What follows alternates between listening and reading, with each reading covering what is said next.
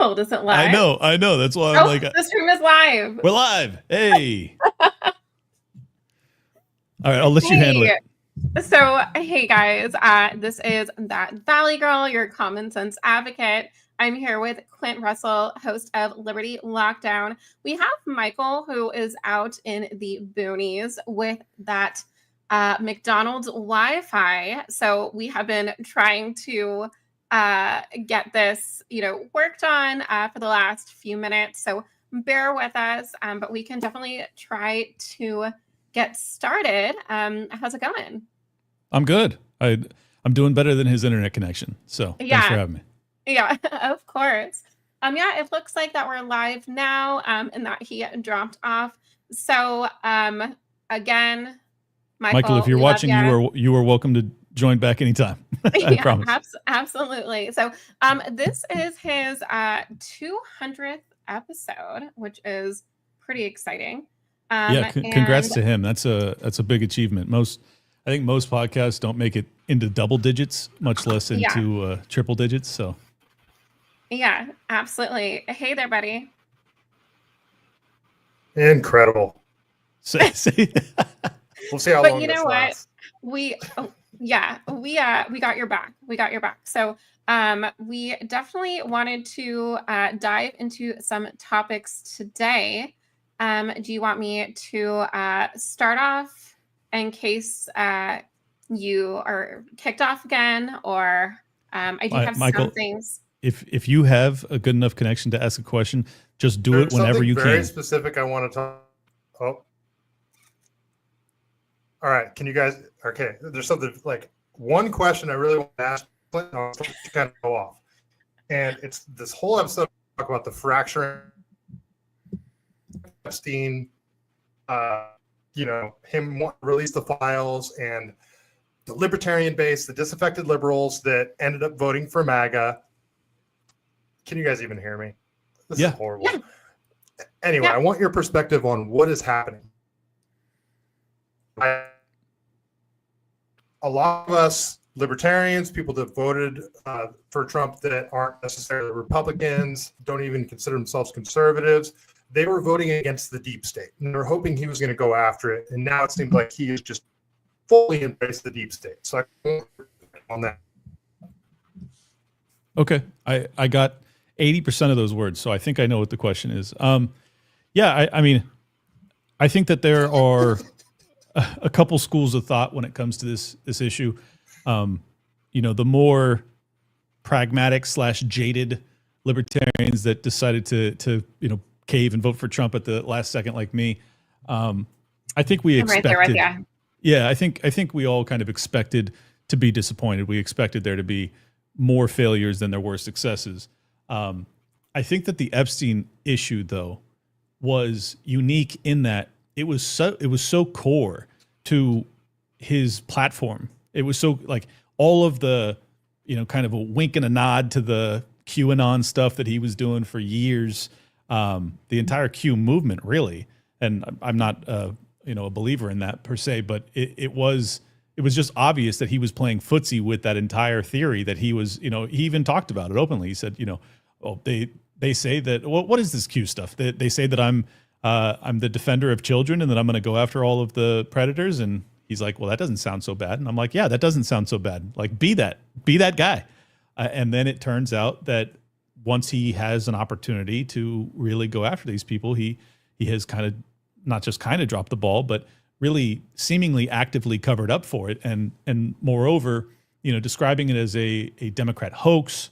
I don't know if he's called it a conspiracy theory, but he's basically hinting at it being, just a conspiracy theory lie. So I think at the end of the day, what it's going to result in is that he's going to lose a chunk of his base. I mean, not the diehard "Make America Great Again" all bold white letters on the red cap folks. Some of those people are like Laura Loomer, who I consider a friend or at least an acquaintance. There's nothing he could do that she would abandon him. But I think that there are a lot of people that genuinely believe that this was one of the main issues they were voting for, was like defend the kids. Right. So. And like piggybacking on what you're saying, I think, Trump won for a few different reasons, right? You had a lot of the disaffected liberals, you had a lot of the libertarians who honestly are, I have a lot of friends that are more like the Mises Caucus, Ron Paul libertarians My who, people. right, who could just not see themselves voting for Chase Oliver because in many instances, he was to the left of Harris, right? You have that. You had a lot of people who are independents who are like, I'm going to vote for Kennedy. And then when you see that Kennedy merges with Trump, you all of a sudden have a merge of the base where you have Maha, which is piggybacking off of MAGA. And, you had him going on a lot of, like independent podcasts.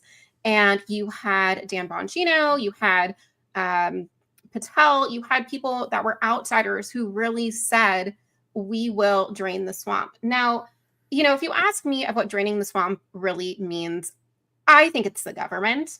I don't think Trump is an outsider. I think every politician, knowingly or not knowingly, are part of the swamp because it's DC, right? And so, I think a large fraction of the base, when they're getting told on X, you're blackpilling, you're dooming, you're a goner, because you want to see justice for the largest sex trafficking ring that Trump campaigned on actively. When you're not seeing justice, you are going to get upset. And like I talked about it with Michael, right? You have Pam Bondi, you have giving out, the what I like to call the Nothing Burger Bindergate, which are all retracted information that's actually on the White House Gov since 2015. He's now, you brought up a good point about him trying to shift the blame to the Democrats. Well, the blame was never really on the Democrats. So it seems like you're trying to make this a bigger deal than it is, like telling us to forget about it, telling us our feelings aren't valid. Really all of these things that Trump is doing to alienate his base. And honestly, a lot of people I know, specifically like the America First movement, right, which I don't exactly identify with either, is now saying that they are, I think that's where a lot of the fraction of the base is coming from. It's kind of the American First and the anti-war libertarians versus, like you said, the Loomers, a lot of people that are very pro-Israel. So I think that's the divide. Yeah, no, yeah. I think that's a big part of the divide. And I just really want to emphasize, a point that I think is really important. It's Trump actually did not campaign that overtly on the Epstein stuff. Who did campaign on that very aggressively for many years was Kash Patel and Dan Bongino.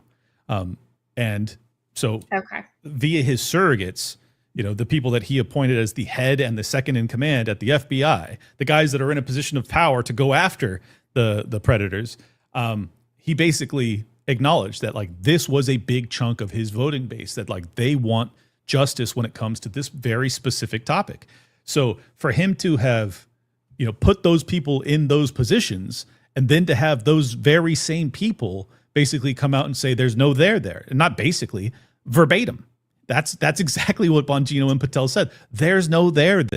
I've seen it. I'm confident. I never had a doubt that he took his own life. That's what Kash Patel said on my show, Liberty Lockdown. People can check it out. I said this man is lying, and this is a picture of Kash Patel. I did it a couple months ago. It was right after Kash Patel went on Joe Rogan, and I juxtapose him doing the podcast circuit in 2021, 2022, and he's talking about Epstein, and he's saying like it just doesn't pass the sniff test. Basically, he's saying he doesn't believe that he killed himself. And then he goes on Joe Rogan after he's the head of the FBI, and he's saying, yeah, absolutely. I never had a doubt that he took his own life. And it's just like, this is crazy. I mean, this is just an obvious lie, an obvious cover up. And at some point, I think people, unless you're Laura Loomer, you just get sick of it. You go like, oh, you're fucking lying to me, and I don't appreciate it.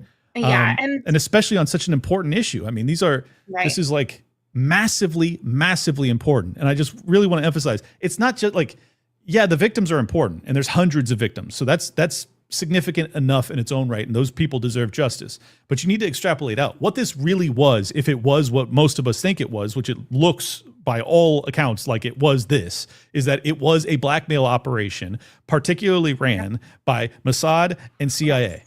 So that is much bigger than even the 200 victims. That means that there is actually an operation being ran to blackmail at the highest levels of both DC, but also corporate America. So if that's what's transpiring, we don't have an elected representative government. Like we have blackmail victims that rule over us.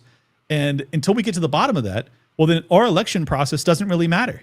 And I think that's the kind of unspoken story that's like really right underneath the surface. Everybody understands that kind of intrinsically, but most people don't express it explicitly. So that's why it matters. Yeah. And I definitely agree with you on the fact that I'll have to, if you want to drop me the specific episode, I'm always looking at receipts. Not only is there a change in tonality between Kash Patel's prior interviews and, ever since he's been a part of this administration, but Dan Bongino, I know Kyle Seraphin, I believe he's a FBI whistleblower. Yeah. Yep. I've had Kyle on my show. I've had Steve Friend on my show. I did a panel. Yeah. I did a panel with Kash Patel in Las Vegas. I met and hung out with the guy for over an hour. When he's lying. Yeah. Well, I mean, I don't know Kash Patel well enough to know that, but I know he was lying about the Epstein thing because there is video evidence. So. Right. In regards to that. And I did watch an episode on Kyle where it was about 4 hours worth of material where it's just going back and forth between what Bongino and Patel had previously said.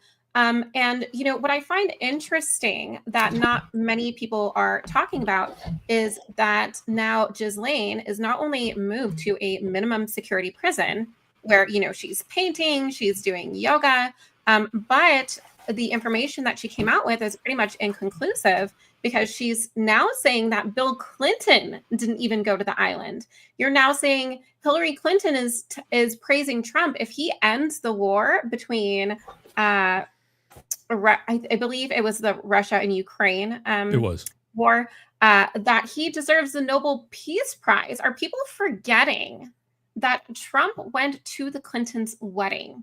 To me, and this is where, the black pill comes in. I believe that duopoly is two sides of the same coin. And like you said, I believe that there is a higher operation going on and that, Pam Bondi is a patsy. Unfortunately, Patel and Bongino are patsies because there is someone higher up who is controlling the narrative. Now, I know Michael wanted to talk about that Israeli official. I don't have the most information in regards to that, but he was picked up in Nevada. Are you okay? Can you? Yeah, you want me to recap it?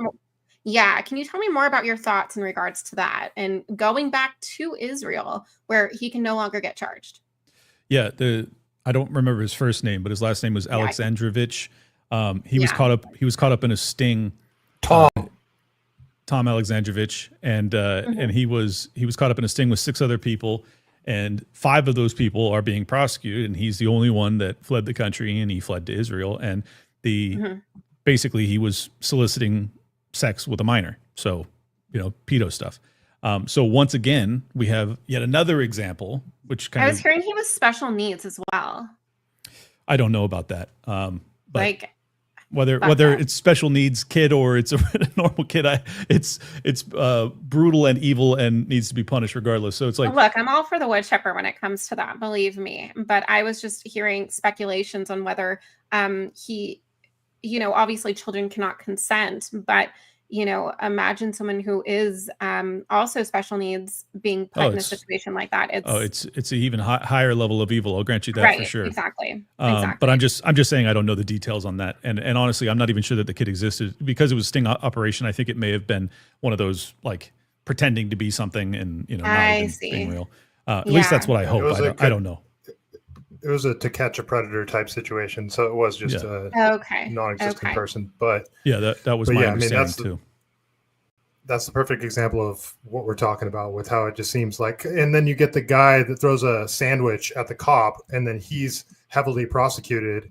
And then you Ash Patel putting out his tweet yesterday. You guys probably already talked about this. Where he says, "No one is above the law," and then he gets ratioed to oblivion. Yeah, I got ratioed and community noted. Yeah, I got ratioed because I was like, call me soft on crime, but I don't think you should get a felony for throwing a fucking sandwich. I'm sorry.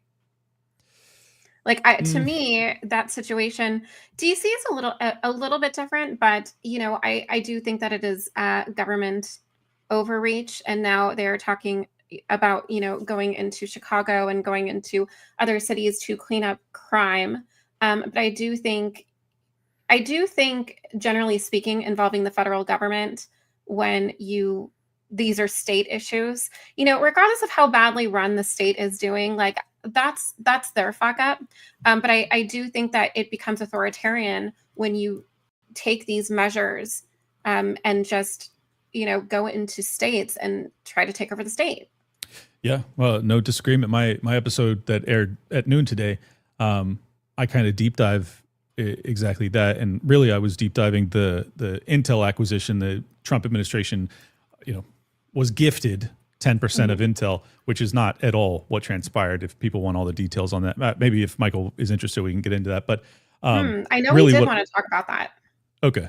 Yeah. But really, I was using that as a a piece or a bit of evidence paired with the Palantir rollout under the guise of DOGE and the Department of Governmental Efficiency.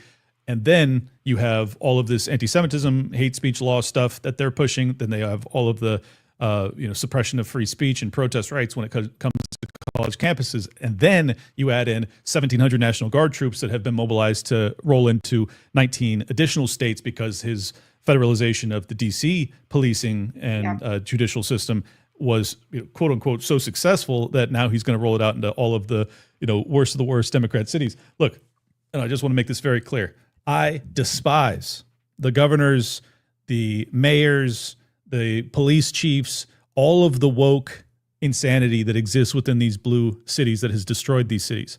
So I am not defending them, but it is a awful, terrible, horrific precedent to allow. And by the way, just yesterday, Trump floated the concept that he is not even taking off the table the idea of using the active military, sending in Marines and things of that nature, which, by the way, there was some Marines that were deployed into California during the riots over the immigration and the deportation. So like, this is very, like, if any other president was doing that, any other president, Joe Biden, if Gavin Newsom becomes the president, all of us would recognize instantaneously what an unbelievable existential threat it is to have them putting the military, violating posse comitatus and putting the military, active military, on American soil to police domestic issues. That is a fucking police state definitionally. I mean, it's worse than a police state. This is crazy. And the difference is, for me, I'm right where you are, but you could argue that because Washington, D.C. isn't a state, it's a federal district. And because it was created by the U.S. Constitution to serve as a nation's capital, and it's not part of any of the 50 states, right? That's why I didn't protest it's okay that. There, however, people are saying that going into states, recognized 50 states, is the same as going into D.C. I'm just afraid it's going to turn into a slippery slope. I also, have had disagreements with people in regard to this Smithsonian museums. I think that when you try to go in and audit a museum on behalf of the federal government, instead of a neutral third party, and you are able to take away things that you think are too woke, that is also according to your agenda, and I think that is authoritarian as well. These are you and I disagree there, just simply because I don't believe that there should be any state funding for institutions like museums or anything else. Right. So anytime there is federal funding, that's like, there's going to be strings attached. That's the nature of the government. So while I may quibble about, whether or not I agree with what they're doing in that regard, if you want to not have them regulate what you present to the public, well, then stop taking taxpayer money. Right. Yeah. Okay. No, that's valid. That's completely valid.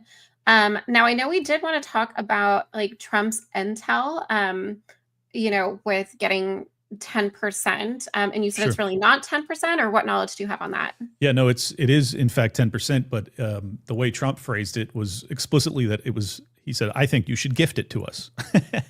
Which is CEOs of Fortune 500 corporations definitely keep their jobs when they just gift 10%. Yeah, they don't just do that shit. Yeah, they don't. They don't dilute 10% of the stock market value and hand it over to the federal government just for funsies.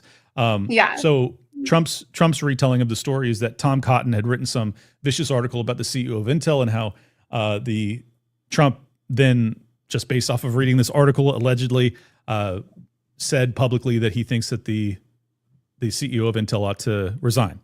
And then the CEO of Intel immediately reaches out to Trump and has a meeting with him.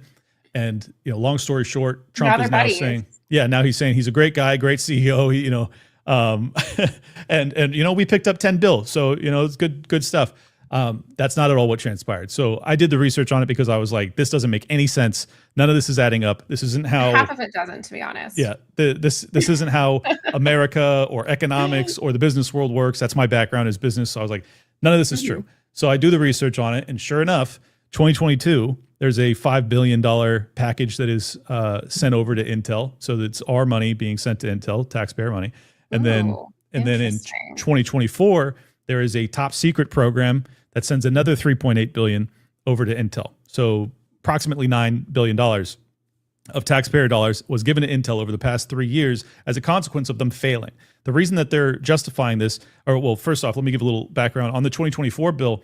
As I said, it was top secret. It's now been partially declassified, so we know at least broadly what it was. But essentially, what it was is that they were funding Intel because it was kind of the last bastion of domestic microprocessing manufacturing. There's other, AMD and NVIDIA. There's other companies in America that quote unquote produce microprocessors, but they don't actually produce them in America. They buy them from Taiwan mainly.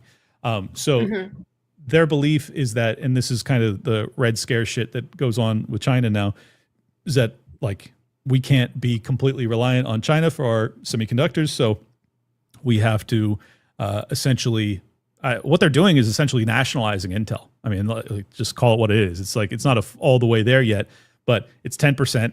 And it's probably going to get worse as time goes on. I'm sure. So it's our money that it was not gifted to us. It was grants that were voted on by Congress, and some of which were top secret, explicitly listing that it was because they wanted to bolster the supply chains in relation to the Department of Defense specifically. So this is pure Mike stuff. This is pure military industrial complex. This is not about Trump working art of the deal shit to benefit the American people. It's all garbage. It's all a lie, and it wasn't a gift at all. We bought that. We bought 10% of a failing company. So yeah, not good. Yeah. And, again, I know you were talking about the concerns that were raised by Tom Cotton in Arkansas and Tan's investments, are all over the place. He's in several different Chinese companies. In his previous role as CEO of, it looks like Cadence Design Systems, which recently pled guilty to violating export controls by selling chip design technology to the Chinese military university. So like you said, the military industrial complex. And, after they had their talk, it seems like, again, the 10% of Intel, they're making it seem like was gifted. And Trump's like, I would consider that, even though I know that the CEO has ties to China. And and it gets worse than that too. I mean, he's also rolling out his tariffs and essentially extorting all of the competitors to Intel to allow for them to circumvent the tariff barriers and import Taiwanese and Chinese semiconductors into the American economy. So he's just basically using that threat to extract money from them. Like they're just paying a bribe. Like they're just paying a bribe to the, it's taxpayer coffers. But regardless, it's just all a product of the death of the dollar and the death of American innovation, the death of the free market in America, the high taxation burden, the impossibility to compete on a globalized marketplace. Like this is all a consequence of terrible policymaking for decades and decades and decades. And instead of actually dealing with the root of the issue, which is ultimately the Federal Reserve, they're going after, they're putting Band-Aids on it and saying, we're being gifted, money and shares of companies. It's all a lie. It's all, we're not able to compete with China when it comes to this industry. That is just a terrible, damning condemnation of our economy, of our regulatory bodies, of our inflationary issues that we've been dealing with all the way around, and our taxation. It's just terrible. So I'm very disappointed. Very. Yeah. And what's interesting is that, it's kind of like we wish for a pre-1913 economy, right? Because if you look at, the power of the dollar, as of right now, I'm reading that a dollar can only buy about 3% of what it could in 1913, and that inflation goes up every single year at about almost 3.5%. It's been much higher lately. Yeah, it's been definitely much higher lately. I mean, if you've seen like Massey has like a debt calculator that he's currently showing, and we are well above 34 trillion. Yeah. We've been putting on 10 billion a day. Yeah, it's so that 10 billion that we got from Intel. Yeah, we burn that every single day. Yeah, we are devaluing the power of the dollar. And you're also on the wrong side of the deal if you have supporters like Bernie Sanders that is going along with this. I'm seeing he suggested that it aligns with their earlier effort to secure returns from the CHIPS and the Science Act investments. Yep. And so he's saying, like, it's weird because he's arguing taxpayers should not be providing billions of dollars in corporate welfare to large profitable corporations, but that's literally what we are doing. That's what happened. That's actually what happened. So he's either misunderstanding what's going on, or he's just lying. He's just lying. Right. Yeah, he's a business guy. I'm a business guy. He's lying. He's absolutely lying. He's saying, oh, they decided to gift it to us. No, what happened was about $10 billion of taxpayer money was given to Intel over the past 3 years, and they increased their relationship with the Defense Department. And then Trump basically he formalized the deal. They said, look, we've given you $10 billion. That's 10% of your share value. You can't afford to give us that money back ever. So, and your company's failing. And ultimately, the only reason you're going to be successful is because of your relationship with the U.S. federal government, and more specifically, the military industrial complex. Therefore, become our partner. Give us 10% of your corporation. And what does that mean? I mean, it means that one of the companies that used to be at the cutting edge of technology, can't compete with the communists, the CCP, for God's sakes. We can no longer compete with them in the most important industry and the most cutting edge technology on earth. That's concerning in its own right. But even more concerning on top of that is the fact that you now have the federal government and the intel agencies specifically in bed with one of the more cutting edge technology companies in America. And what does that mean? I mean, what we saw in 2021 through 2023 was massive censorship, massive suppression of stories that were unfavorable to the government. Well, do you think that that's going to get better by having the federal government actually own double-digit percentages of these big tech companies? No, the obvious answer is it's going to get worse.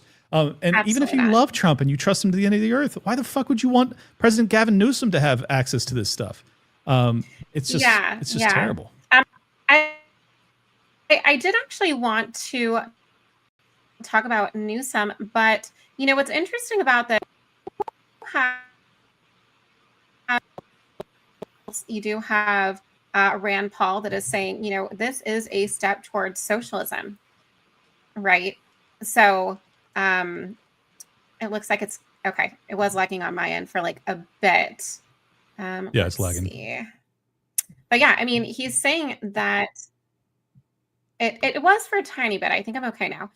But yeah, I mean, it's basically, Rand Paul has come out and said that this is a step towards socialism, that we should not be giving or receiving any money. It's a terrible idea, because if socialism is government owning the means of production, which by definition it is, then wouldn't the government owning part of the intel be a step towards it? Well, And socialism he is did that get some specifically. backlash on X in regards to this. Yeah. So sorry, there's What a was that? delay. I was saying socialism specifically is not. It's not the government owning the means of production. It's supposed to be the laborers, the workers owning the means of production. That's what socialism is supposed to be. This is actually fascism. Like, that's what fascism really is. Yeah. Is that when the federal government, or just the government broadly speaking, starts to, usually by force, but in this case, via grants and then backroom dealing to get 10% of the company. That's really what this is. Like, it's kind of like Mussolini style textbook fascism. Yeah. So yeah, regardless, whatever you call it, I believe in horseshoe theory. I think that fascism, socialism / communism are all extraordinarily similar ultimately. I So believe so I as oppose well. all of them. Yeah, I mean, that's why you have people coming out saying that they are nationalist socialists, which I think is the most ridiculous thing I've ever heard in my life. But you do have people that think it's patriotic to, live in this fascist state where you have one dictator in control who's, preserving the, let's just say white race, right? And that they know best. And it's like, no, this is, a constitutional republic. We, should have a free market economy. We should have free and fair elections. This is why we have like term limits for the presidency. I mean, I completely agree with you. Why do you think that Rand is saying that it's more of, because you're kind of the first person that I'm speaking with that says it's more of a fascist move rather than leaning more towards socialism. And I know you talk about the horseshoe theory and how it is, kind of all interconnected. But why do you think more people are speaking out against this being an act of socialism rather than calling Trump a fascist? Well, the reason Rand Paul can't call him a fascist is because everybody on the left has been calling Trump a fascist for 8 years while he wasn't acting as a fascist. Now, the imbeciles on the left who have been just for alarm fire for a decade straight about Donald Trump and been calling him a fascist nonstop, none of them are smart enough to even recognize that, hey, this is actually fucking what you've been warning us about. Now you're actually right for the first time ever. Now they're all silent because they're so stupid they don't even know what they're talking about. So I think that's the main reason that Rand Paul is going the socialist route, because it's just safer. It's safer to say that this is something I disagree with and it's socialist. But I think if I were to talk to Rand, he'd probably agree with the distinction I'm making. But as I said, it's not really relevant. Like, be it socialism, communism, fascism, like all of it is un-American as hell, and we shouldn't be doing any of it, any variants of it. So that's my concern with it, and the fact that it's being applauded or lauded by people like Howard Lutnick and others is just like, it's just disgusting. And I think that's the scary thing is that Trump has been talking about that even on the campaign trail. I think he talked about it on the Joe Rogan Experience right before the election, but it may have been a different podcast. But he was talking about this sovereign wealth fund. You remember that? Mm-hmm. Yeah, and my fear, and it's a sincere one, is that they're going to use the remaining purchasing power of the dollar, because they do have access to the printing press. They could just print money into oblivion and acquire hard assets and essentially let the dollar die while they transition into harder assets. Like, that's why they've been taking or seizing Bitcoin assets. I could totally see them doing that with, what would stop them if they wanted to from just printing $1 trillion and acquiring 40% of Apple or 30% of Google or 25% of, Meta. Like, they could do that and they could just destroy the dollar and transition out of this, dollar-based paradigm if they wanted to. Look, I'm not saying that's where they're headed. I'm just saying, if I was in their position, I might be doing something like that. If like I had the ability to print as much as I wanted, I knew that the dollar was going to die here soon. I would absolutely print as much as I could and buy as much hard assets as I possibly could manage. Yeah, I mean, I do think that there is an interesting perspective there, especially when, to me, this is a very technocratic government. Yes. And the most I've ever seen. Yeah. Yeah. And this is the, and you could say it just has to do with, technology. But I think that, we are pushing crypto more than we ever have before. I always, make the joke we should just go back to like silver and gold, right? Like tangible things that we are able to hold. Anything that is electronic. I mean, even a lot of places like you go into, restaurants or boutiques and things like that, and it's either Apple Pay or, scan your card or your crypto wallet or Cash App. I'm seeing more businesses even do Venmo because Venmo is now being looked at and audited more by the IRS, when previously Venmo was kind of a way to, pay people like under the rug, or, just pay people for a large, if you're out to eat with like a large group of people, like just kind of split the bill by like Venmo payments. But now you are seeing all of these things being more or less being controlled. Oh yeah. And it's not, decentralization by any means. This is, everything can be tracked. Yeah. So well, what it really is the horse was out of the barn when it came to like big tech liberated us in a very major way. It allowed for all of these new platforms, PayPal and these other ways where we could, peer-to-peer transactions, kind of cutting out the banks. And it's actually very similar to the cord cutting phenomenon when it comes to cable TV. If you recall, like right after we got the internet and we all started to, pirate music, and then the speeds got good enough that we were able to pirate videos and watch stuff on YouTube or wherever else. And it's like we got out of the pen, right? And then out of the matrix. Yeah, we were out of the matrix, and then they started to roll out all these streaming services, and because they caught on. Yeah, and they wanted to be regulated. But so in the late stages of before the cord cutting, we had DVRs, which allowed for us to record TV shows that we wanted to watch, and then you could fast forward through the commercials. So I found a way to never watch commercials for years and years and years. And then I go into streaming. There's no commercials on streaming. I'm watching Netflix and whatever, and there's no commercials. And then all of a sudden they add ads. They have you, and then they go, enjoy 50 fucking ads over the next hour, Clint, you piece of shit. And I'm like, oh, you got me. And I'm warped back, 25 years ago, back into, watching stuff in real time and being force fed commercials. So I'm just saying, I think that's what's happening on a lot of levels, is that like the internet freed us, and then the governments, which move very, very slowly because they're very bureaucratic, it took them a while to figure out a way to put us back in that cage, and they're doing it. Well, and another. Can I? Well, I have a good internet connection. Can I jump in? Yes. So, Clint, with what you're saying, that's so great. You brought up the DVR stuff, because that's what I do for a living. I'm an audio video guy, and back when they first came out with TiVo, it was all analog. So you remember the old RCA, would allow you to any information to pass through that cable, because it's all analog. They came out with HDMI. They put HDCP regulations within the cable itself. So if you get an old school TiVo, you can actually still do what you're talking about as if you're using an analog connection. But they had what was called the analog sunset, and it all ties in with this stuff, allowing us to pirate, and this is how they went after Napster and all the other shit. But I wanted to jump in there because that's like my thing.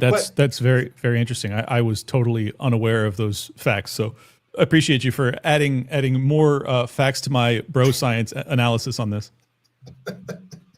Well, really quick, so you were talking about the, fascism, socialism, communism, all that stuff. And we always make the CCP the big communist boogeyman. But with the sort of definition that you put out in front, China actually seems to be more fascist than communist, because they have all of these private corporations that are under the umbrella of the government.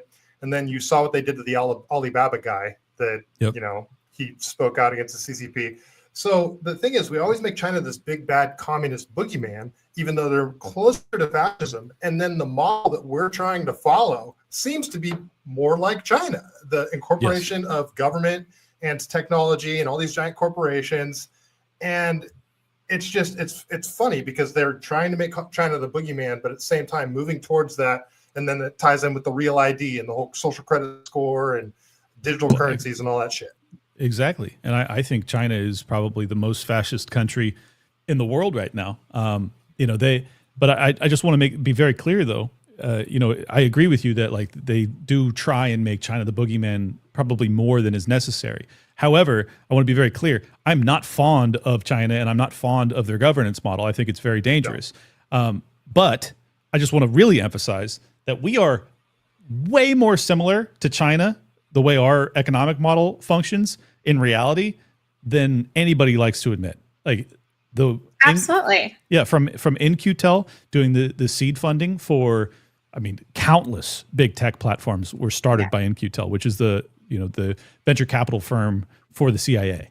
So like that is the same concept as the CCP. That's what the CCP does. They put seed capital, they acquire, they steal, they take ownership of companies. What is Trump doing? He's taking fucking 10% of Intel, and simultaneously Palantir is taking over all of the technology and all of the data from all of the governmental agencies that have all of our private information. And it's being handed over to this allegedly private corporation called Palantir. But where did Palantir get its seed capital? In-Q-Tel. So, yeah. Well, did you hear about but you got people on the right cheering for it? Well, you're going to love my episode from today, man, because that's exactly what I said. I was like, if anybody else was doing this, everybody would recognize this is terrible. If Joe Biden was about to roll, National Guard and threatening to roll out the fucking 82nd Airborne into 19 different cities across the United States, we would all be going, what is happening? We need to like prepare for a revolution. This is insanely dangerous, but it's happening by Trump, and everyone's like, cool, love it. Yeah, I mean, what's interesting is that, people don't talk enough about BlackRock, right? I mean, I do. We always. What was that? I do. I talk about it a lot, but go ahead. Yeah, well, people besides you and a few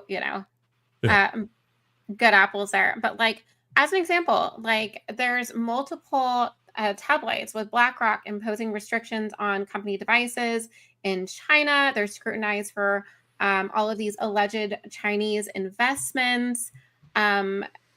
They have production on the ground there. They invest in portfolios. It's crazy. Buying up single family homes.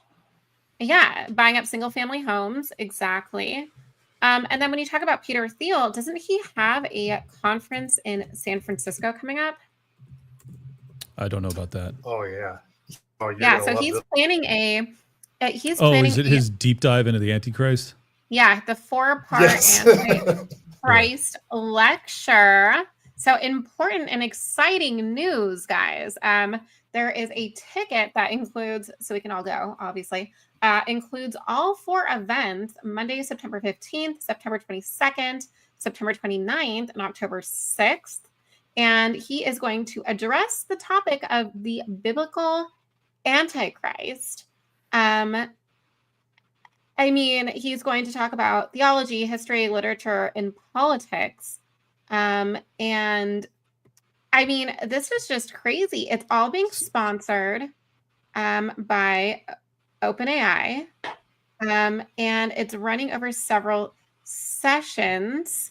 Hard proof that if you have enough money, anybody will consider you worth listening to.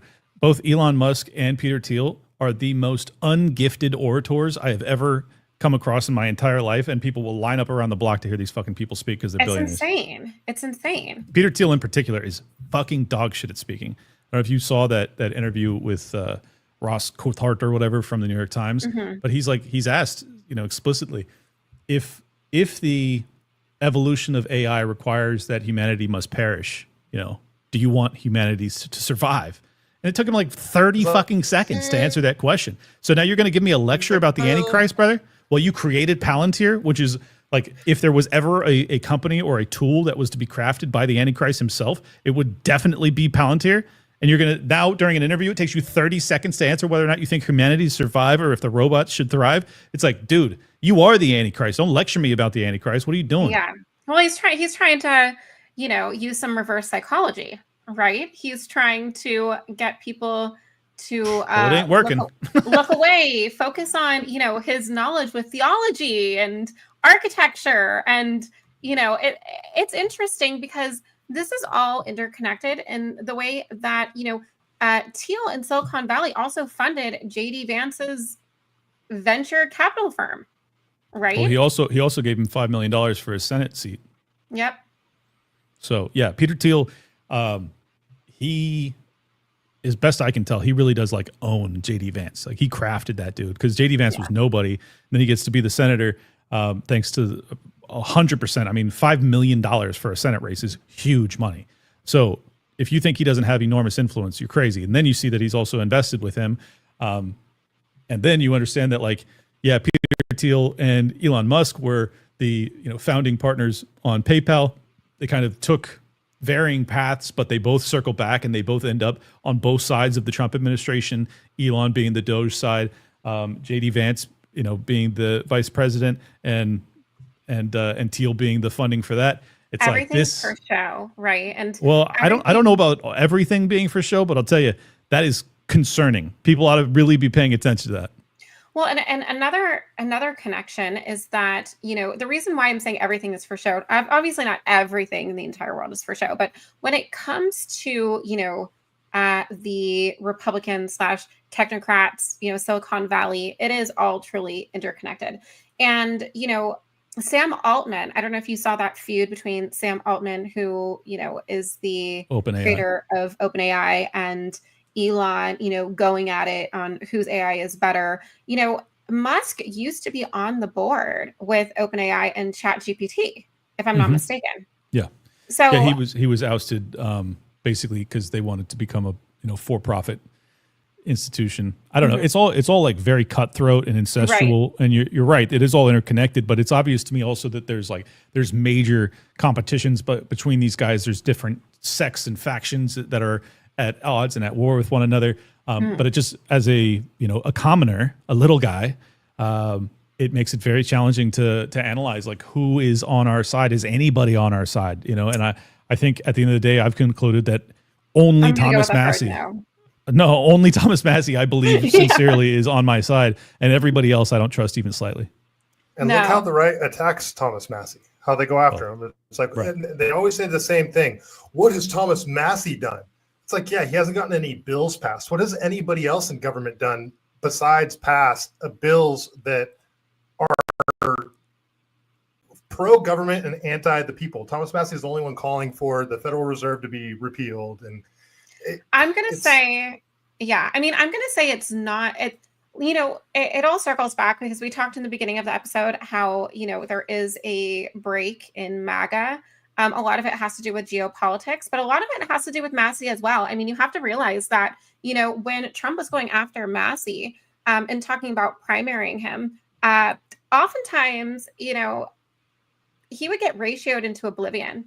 A lot of people on the right are on Massey's side because there are a lot of, constitutionalists. I feel like both libertarians, both constitutionalists, and conservatives that are, more, let's just say people that aren't, fans of Israel, that aren't pro-Israel and have actually looked at AIPAC and have seen that he hasn't received a single dollar from AIPAC, right? And when he votes, it really has to do with whether or not this is going to be fiscally conservative and whether or not this is going to benefit the economy or not. And that's why oftentimes he does vote with Democrats, because he will look at individual bills. And I think he is a perfect example on why we need single issue bills, because, all of these things are kind of, forced together. And I believe even Marjorie Taylor Greene came out and said, with the first round of the big, beautiful bill, she didn't even read it.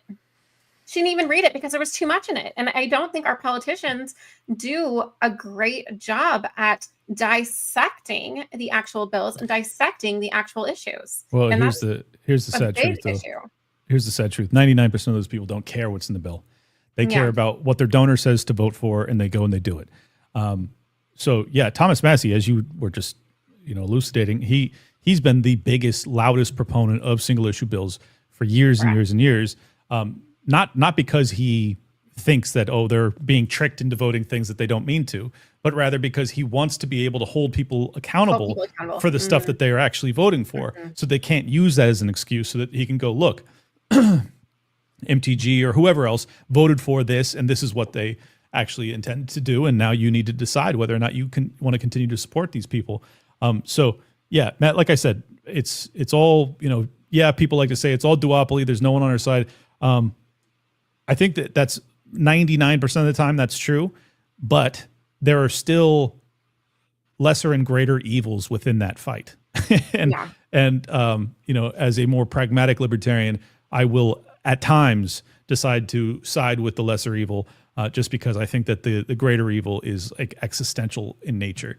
And I really did think that the Biden administration specifically, in his last year was like just playing with fire with the Russia-Ukraine war in a way that I thought was so reckless that he just, like, you could not have Kamala Harris, the VP, who was responsible for saying that the door remains open for Ukraine to enter NATO. Like, that was just so dangerous. So they had to get out. I wasn't so much voting for Trump as I was voting against Harris. But you know, libertarians will still hate me to the end of the earth for voting for him. I don't care. Let me ask you a question. Yeah, go ahead. Really quick. So I know you said you've more voted against Kamala than for Trump. I voted for Trump because I had this small, tiny hope that he actually was going to go after the deep state. We were going to find out more about Thomas Crooks. We're going to find out how many FBI agents were in the crowd on January 6th. We're going to find out who the pipe bomber was. He was going to actually go after the CIA. I had this stupid idea, even though he was massively funded by Miriam Adelson, that since he doesn't need to get reelected, he might actually say, F you, we're going to do the America First thing. Hey, I was completely wrong both. about that. I guess my question is, how do you not get blackpilled when it's like, it doesn't matter who you vote for, it's the deep state that's running everything no matter what? Oh, brother, I am so black-pilled.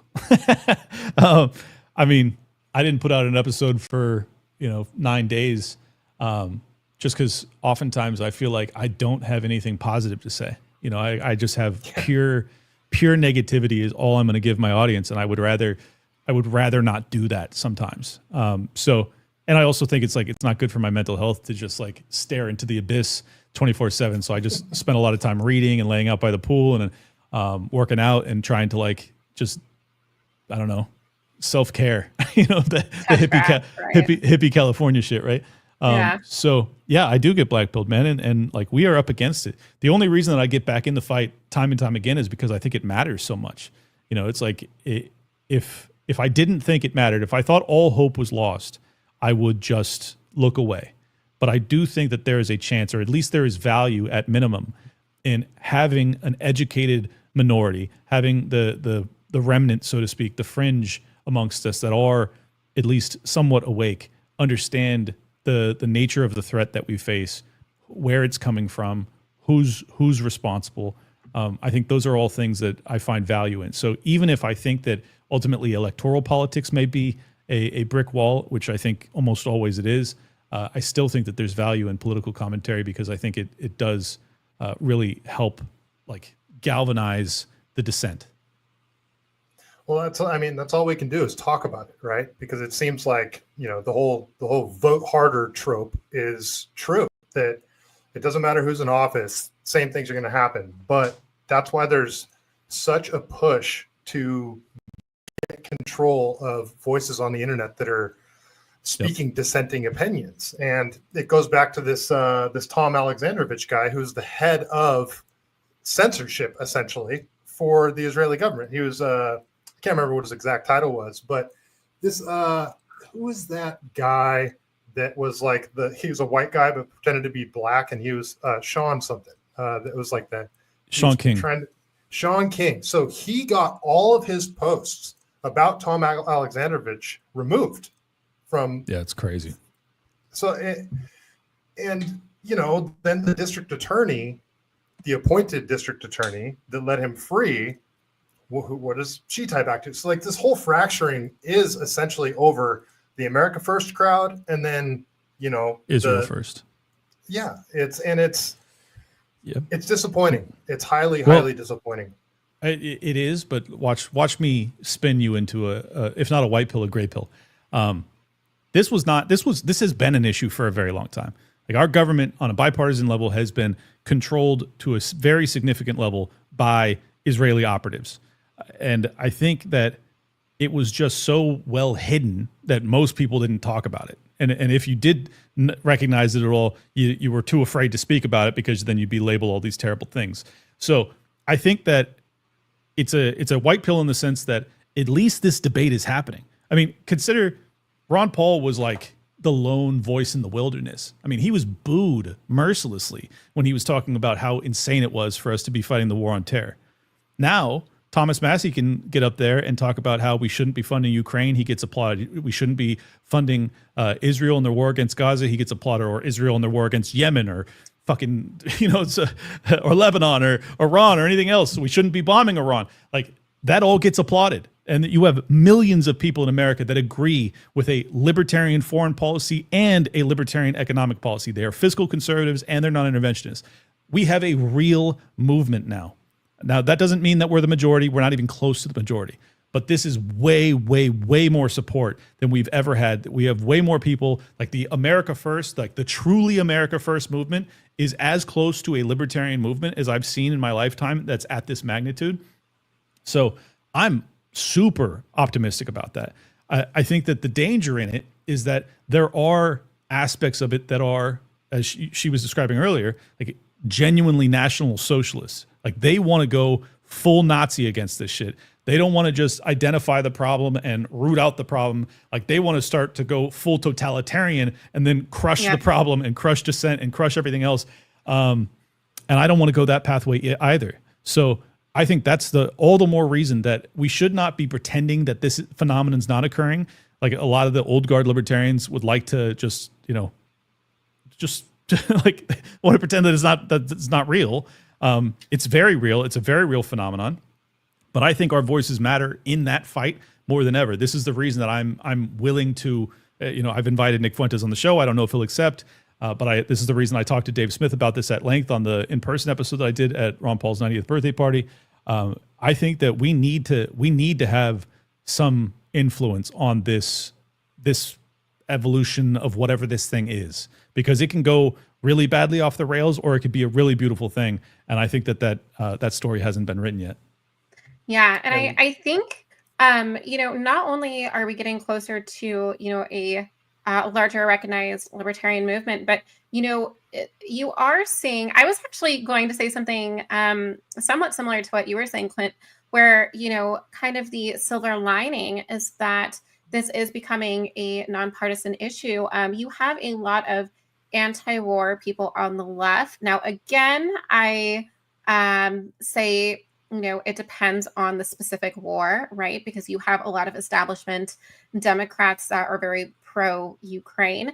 But when it comes to, what's going over in Gaza, right? I mean, Gaza, I saw a scary statistic today that 1 out of 3 people in Gaza are at starvation levels, and that humanitarian aid is being denied, right? And so you have a lot of, I know people in my day-to-day life, we're all 3 of us are from hippie California, right? And you do have, although not as common anymore because the pendulum for the left has shifted so far to the left, you don't have it as common, but you do have anti-war classical liberals.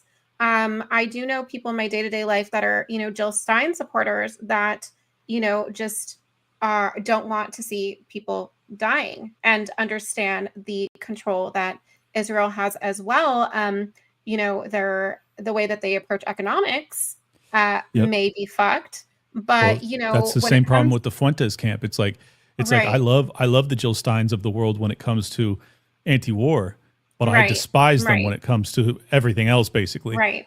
So like, that's why I'm saying it's so important that we be in this dialogue, is because, like, yes, I want to be non-interventionist too, but I do not want to embrace the economic policies of the Nick Fuentes or the Jill Steins of the world. So can we persuade, can we actually convince people that going that pathway is a mistake? I'm not sure. Yeah, I mean, when you talk about the current situation, like that is going on in Gaza, it looks like approximately 2.1 million people in Gaza are facing acute food security, and over 500,000. That's everyone in Gaza, just so you know. Yeah, that's the entire population. Yes, and 500,000, which I think is where the 1 in 3 comes from, is at risk of starvation. It says the Integrated Food Security Phase classification, so the IPC, has warned that if the blockade does continue, the entire population, like you said, will face severe food shortages if they haven't already, with many already experiencing high levels of it gets malnutrition and famine. They're also shooting at these people while they wait in line for food and sometimes bombing them. Right. And, when you think about this, when you think about the technology that Israel has one of the most sophisticated military in the world.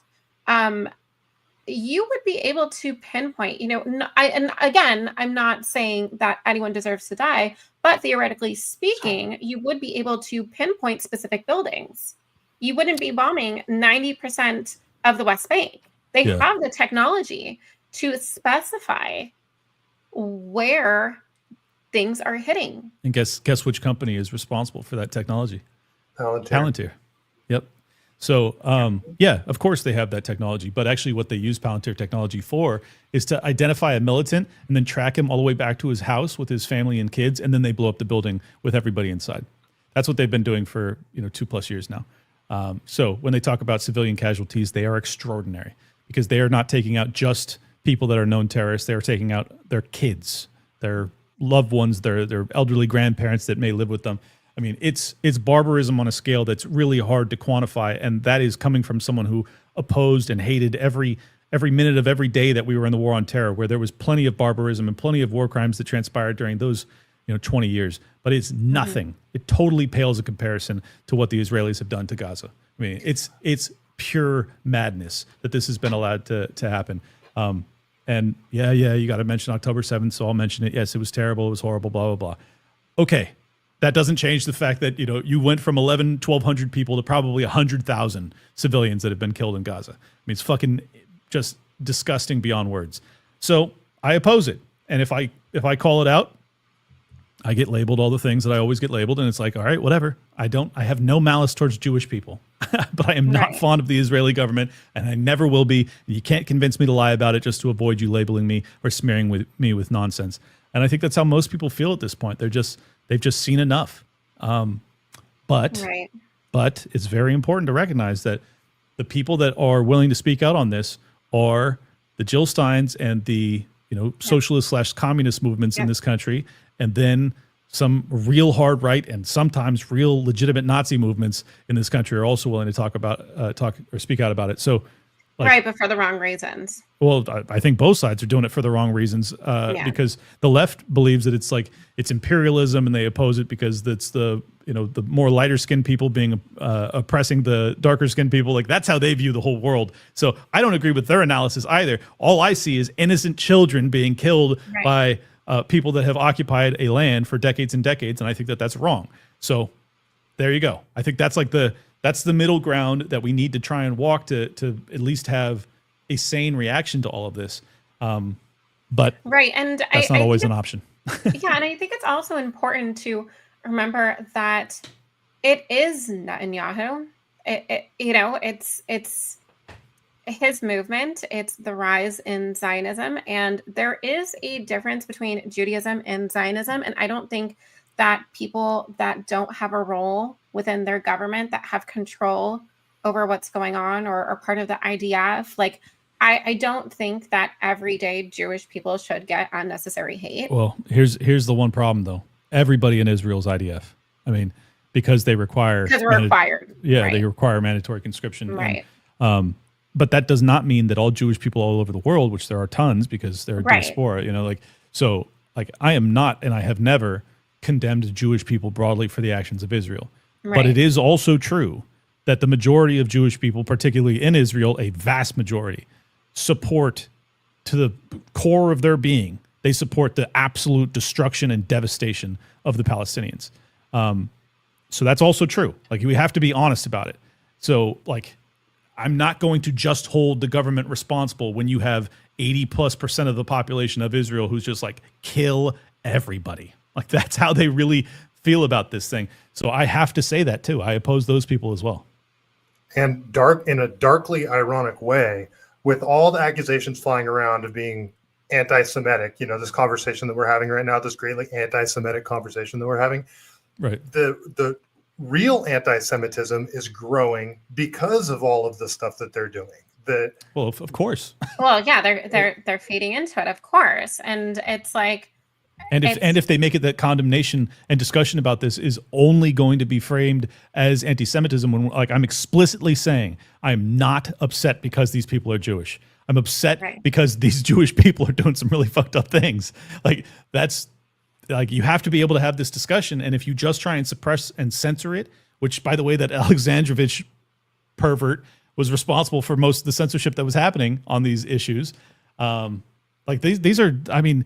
You couldn't craft a more anti-Semitic conspiracy theory, but it just happens to be true that a dude who was trying to solicit sex from a minor was responsible for censorship when it comes to the war crimes that they're committing in Gaza. Okay?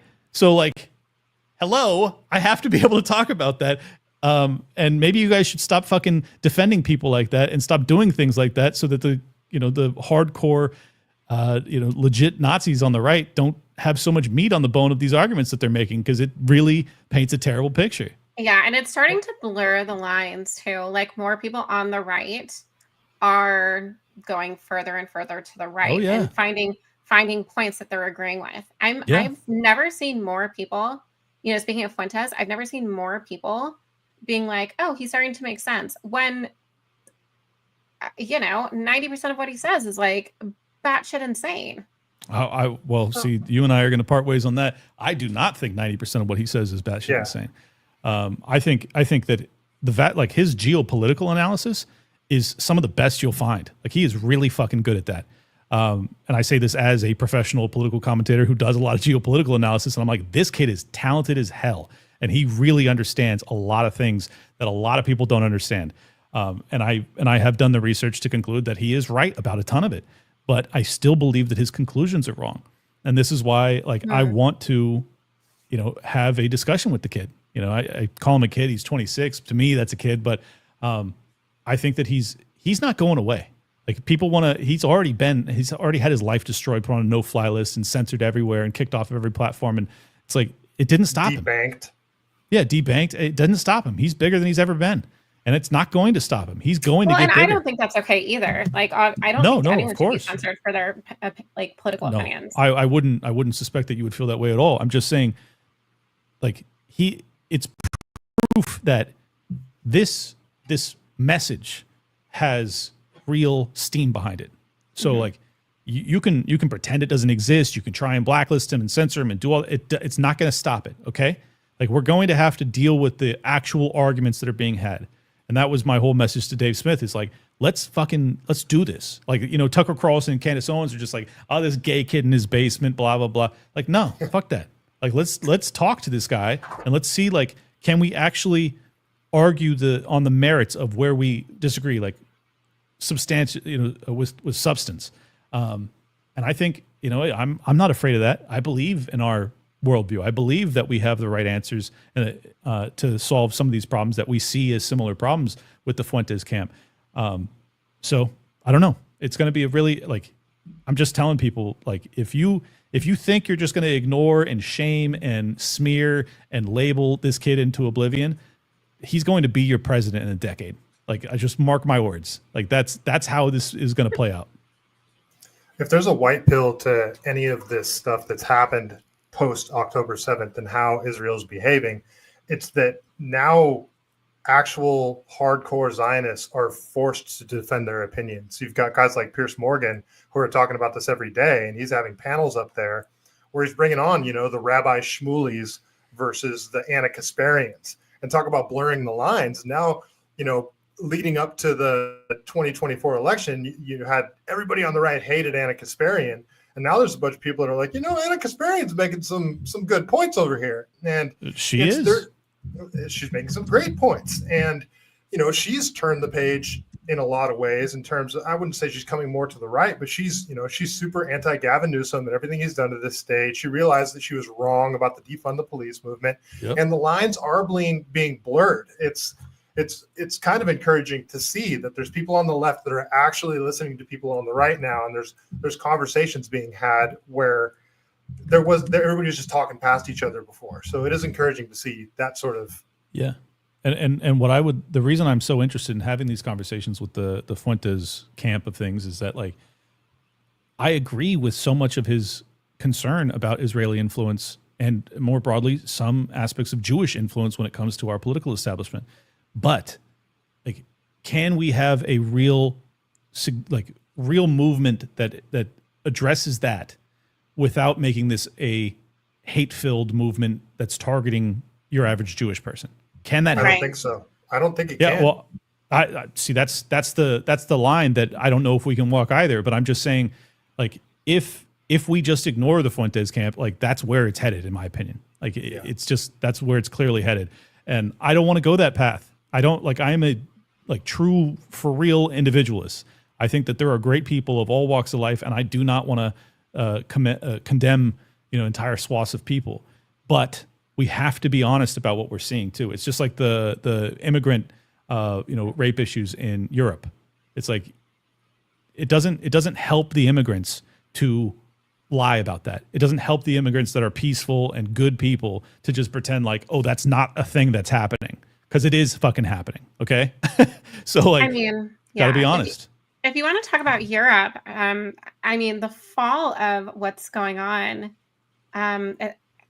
you are seeing it not only in London, in the UK, generally speaking, which is to be predicted, but you are also seeing it in Sweden as well.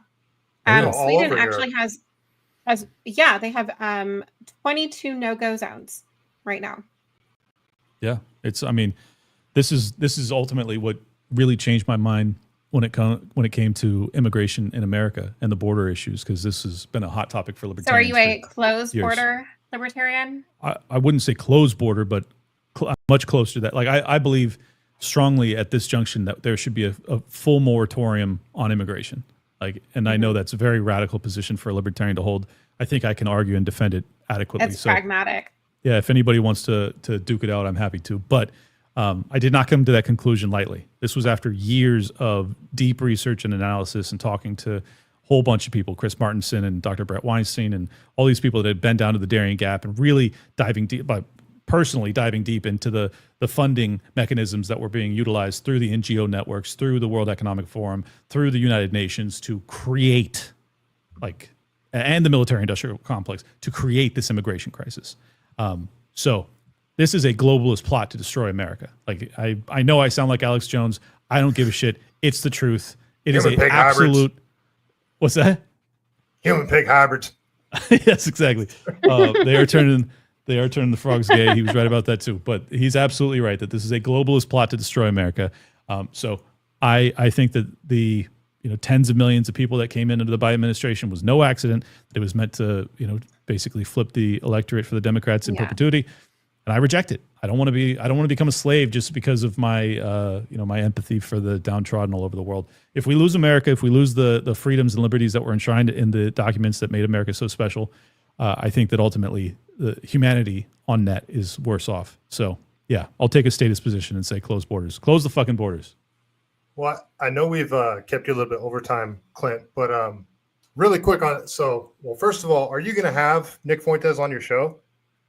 I emailed him. Obviously I'm good friends with Dave, and I'll just say I think that Dave is going to be having a conversation with Nick here soon. I think.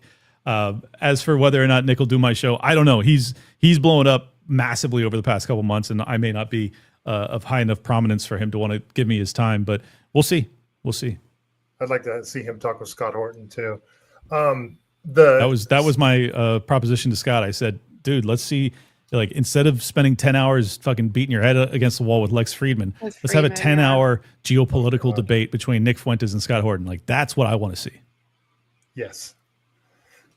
All right, really quick. I'll let you go, Clint, because I know we've kept you over time. But the open borders thing, this is where I got into the biggest hot water with the libertarian camp when I was running for office as a libertarian. I just put out a post that just said open borders is stupid. And I had no idea that it was such a freaking contentious issue in the Libertarian Party, ignorant me. But so then I went all the way down the rabbit hole. I listened to Dave Smith's debate with with Spike. Cohen, Spike Cohen, yeah. And so like I understand the idea behind the open borders thing. The problem is, to me, it's this utopian idea. It's like, yes, ideally states wouldn't exist, but they do.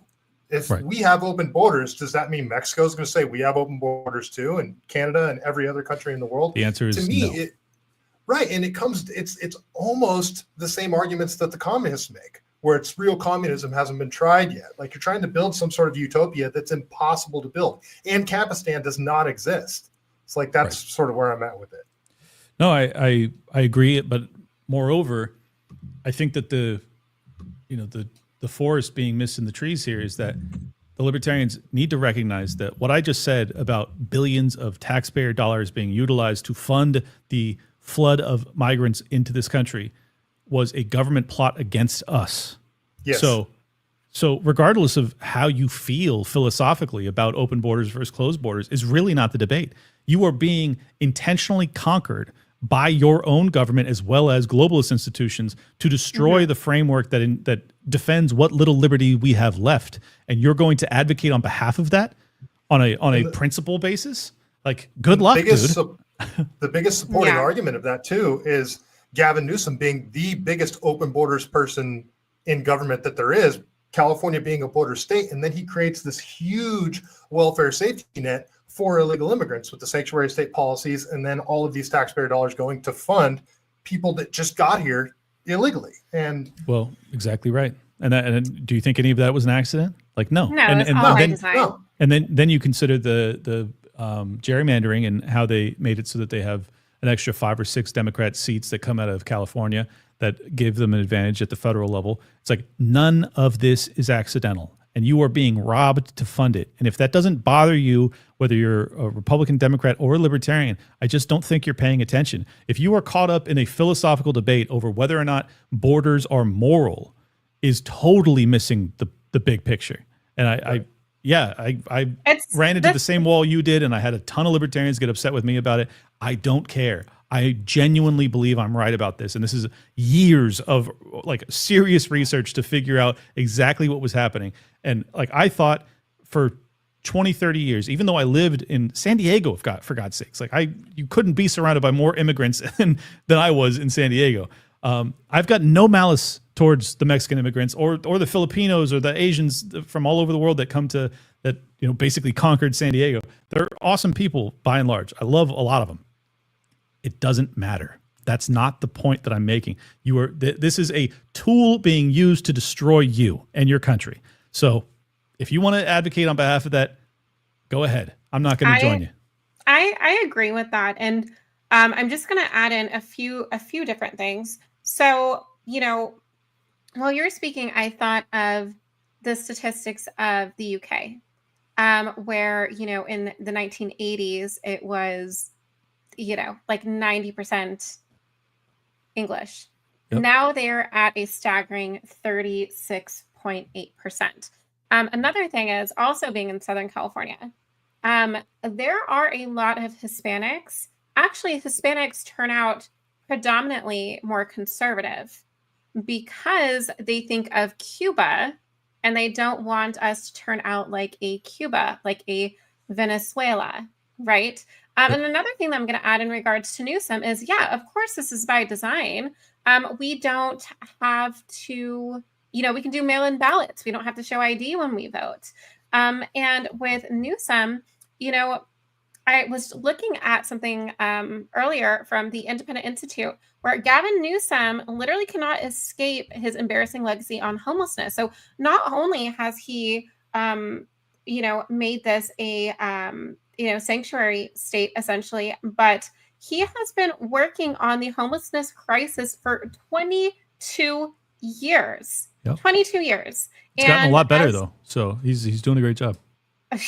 And as of June in 2020, just a couple months ago, he has over 200,000 homeless people that have been reported. There's way more than that. There's way more than that. And so there's probably that many in LA. Yeah. So with this low reporting, So with how low this reporting is, California has 1/4 of America's homeless population. So if you think of that and you think of what's not being reported, we probably have like 50% of the homeless population. Well, I got a quick story before I get out of here. The final straw, I shit you not, was the lockdowns had me on my way out, and I was already trying to wind down my corporation and liquidating a bunch of assets and doing all the things necessary to get out. But I'll tell you, like the real catalyst was homeless. In a matter of 2 weeks, homeless dude broke into my car, stole my wallet because I was an idiot and I left my wallet in there because I was going to go to the gym in an hour. And then a week later, I don't know if it was the same homeless dude, but a homeless dude took a shit in my front yard in Carlsbad. And beautiful. Yeah, and I decided to. Well, it was like on my fucking like walkway. It was not cool.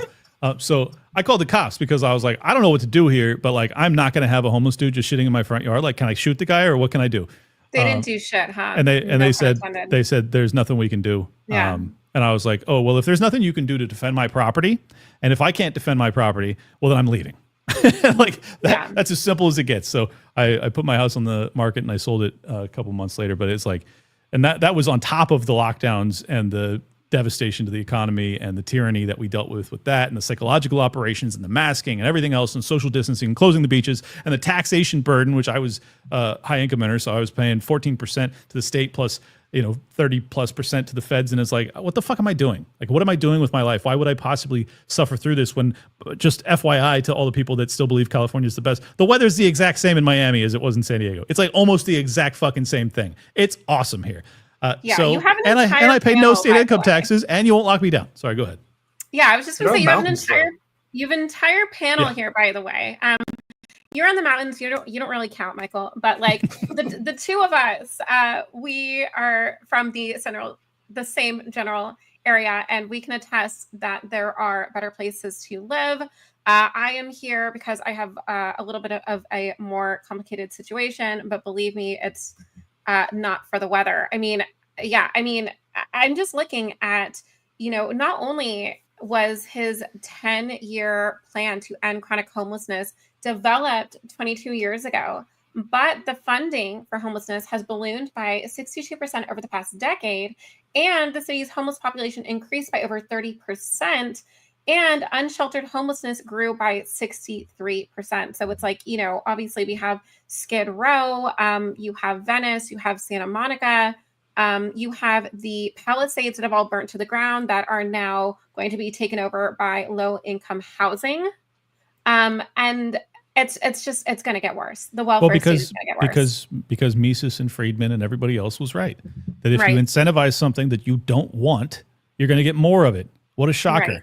So that's exactly what the Democrats' plan is for homelessness, is to decriminalize all of it and give them drugs and give them syringes and give them money and give them food stamps and let them shoplift and let them break into cars and don't prosecute anything. And eventually, I guess it'll just get better. No, the fuck it won't. You're going to live in Mad Max as a consequence. So yeah, I cannot express how much I despise Gavin Newsom. And the fact that guy is still a political figure. Sorry, what? Oh, I was just going to say, I know you haven't been to, LA in quite some time, but even in Santa Monica, about a decade ago, you had Second Street Promenade that had a lot of the, boutiques and a lot of the shops.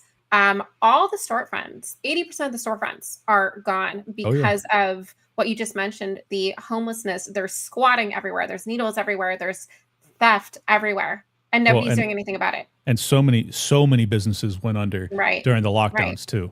So you had that plus the homeless being overran and then shoplifting and everything else. I mean, it's not just mom and pops either. It's large retail stores that are like, look, this is just insane. Like, why would we possibly do business here? We can't, like the loss prevention is impossible. And if we actually stop any of these people, we'll probably have our security guards get prosecuted. It's like, this is anarcho-tyranny, not the good kind of anarchy, like the really, really, really bad kind. And the squatters' rights? Oh, it's unbelievable. And I mean, this is, but at its core, what this is a real degradation of property rights, which is not a sexy way to analyze these things. But this is just, once again, evidence that the libertarians are right, that this is a property rights issue, that you have too much public land, that you do not have the right to defend your own private property. And I mean, and then also you have confiscatory levels of taxation, which make it so that you can't even maintain or retain your own property.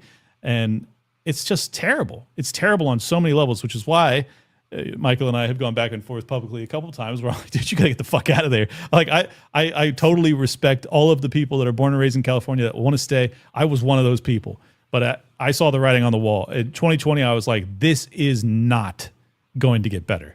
If they're able to lock us down in California, if they're able to close the beaches down in California, and I was out protesting, and it was like me and 20 people, and there was more people counter protesting and flipping us off and spitting at us and all sorts of shit. I was like, this is crazy. Like, these people are fucking lunatics. I have to leave. I have no choice. And then you have the homeless shit in your front yard and robbing you, and you're like, oh, well, then I definitely have to leave. Oh, it sucks, man. I love California. I wish that Gavin Newsom and every other fucking piece of shit politician in California was just launched into outer space and we could actually reclaim that place. But it ain't happening because of open borders. And I rest my case. And you know he is gearing up for a 2028 run. Oh yeah. And I'm telling you, if he becomes the president of the United States, I will leave this country. He is the most dangerous politician walking the earth today. He's worse than Putin or Netanyahu or anybody else. He is that dangerous. He just doesn't have the power to implement the full fury of his insanity. That dude is a maniacal disaster. He is so dangerous. And I think only Californians really understand this. He is so fucking dangerous. He is like a walking nuclear time bomb. Oh yeah, and I've talked about this on other podcasts. I was talking about it with my friend in New York. I was like, nobody likes Newsom. Again, I have friends across all political spectrums. I have apolitical friends, right? People just don't like Newsom because at the end of the day, his mismanagement of the fires, people lost their homes. You're having, Spencer Pratt, who was on the Hills, he's not even in the political world. And he is trying to find someone to give him answers in regards to the Pacific Palisades and why there was such a lack of mismanagement, why, the first fire truck didn't come on the scenes until 7 hours later when homes are actively burning. Why? Well, it's interesting because it was 7 hours between the first invasion of Hamas into Israel and the response from the IDF, which, by the way, is the most surveilled border on the planet. But it took them 7 hours to have any reaction whatsoever. Yep. But it wasn't a false flag. They certainly didn't know and allow that to happen, I'm sure. Just like Newsom didn't know and allow for the fires to start. I'm sure. All by design. Sure. All by design. And it's crazy how nothing is getting done in this state. But, I think Clint will agree with me. California has a lot of one issue voters. And I will say that issue is pro-choice. Yep. Yeah. White women are going to be the lead to the fall of humanity. White women must be stopped. Except for me, right? Yeah, except for you. White liberal women, the awfuls. Dude, they are genuinely dangerous people. And for the record, those are the people that are responsible for Gavin Newsom retaining power. Because, and just for your audience who's not aware, I'm sure you guys know, but there was a recall election against Gavin Newsom. 70% of people were like, yes, yep, let's keep this disastrous human being as the governor in perpetuity. And it was like, all right, yeah. People had no idea. Like, in fact, I was on an X space and someone was like, why didn't Larry Elder win? I said, Larry Elder was never taken seriously. Yep. No. Because Larry Elder was campaigning by going on Liberty lockdown. That wasn't a winning strategy. Wait, did he? Yeah, he did. And he said black don't crack, which I still like that clip. I mean, it's true. Blackface of white supremacy. Yes, exactly. I like Larry Elder. He's cool. But he's got a blind spot. No, he didn't have a shot. Yeah. He didn't have a shot because California doesn't have a shot. That's just the reality. There's the liberal indoctrination from academia into the largely white population, and then the immigrant class, which, despite your clarifying about how a big chunk of Hispanics lean conservative, first generation, second generation immigrants largely vote Democrat. That's just the truth. And as long as that's the case, the Democrats are going to keep letting them in. It's just the Cuban first generation immigrants. They don't vote Democrat, but Right. Mexicans do. All right, Clint. What are you working on, and where can people find you? Yeah, if people want to check out the Intel breakdown I did, it's just a 28-minute semi deep dive that came out at noon today. Liberty Lockdown's the show. You can find it at YouTube, Apple, Spotify, everywhere else, and at Liberty Lockpod on X if people want to follow me over there. That's it, man. Thank you for having me, and I'm glad that you were able to get a good enough connection to ask at least a couple questions. And I hope this is what you're hoping for. Congratulations on 200 episodes. It is a major achievement. I don't know if you could hear me when I was saying that earlier, but it is not easy. Most podcasts don't even last double digits. You made it into triple digits, and then you doubled that. So good shit, brother. No, I really appreciate you coming on. I don't know why my internet just all of a sudden started working again. So I really appreciate you taking the time, Clint. You were one of the first people to come on my show. So Clint's a good dude. You guys check out his Intel episode today. I watched it earlier. It was great. If you are a fan, not a fan of, if you're interested in the whole surveillance state apparatus and the merger between big tech and government, Clint's your guy. He's talking about this stuff all the time. So make sure you check out his show, Liberty Lockdown. Yeah, I'm not as deep in the weeds as Whitney Webb, but I have come to agree with much of her analysis for sure. And I just think that we're living in very perilous times, but also very exciting ones. And I try and lean into the interesting and exciting aspects as opposed to the devastatingly depressing aspects as much as I can. But I am human, so I fail from time to time. But if you like a honest take on everything, that's what I do. All right, Clint. Thank you so much for taking the time, man. I really appreciate it. Thank you so much. Yeah. Good to meet you. Definitely appreciate it. Have a good night. Later, Clint. Bye. We did it. Oh yeah, that was awesome. I don't know why my internet just all of a sudden started working. Am I blocking up and pixelating? Because your everything's fine on your end now that I can tell. You're okay. Like the quality is. I heard that a lot.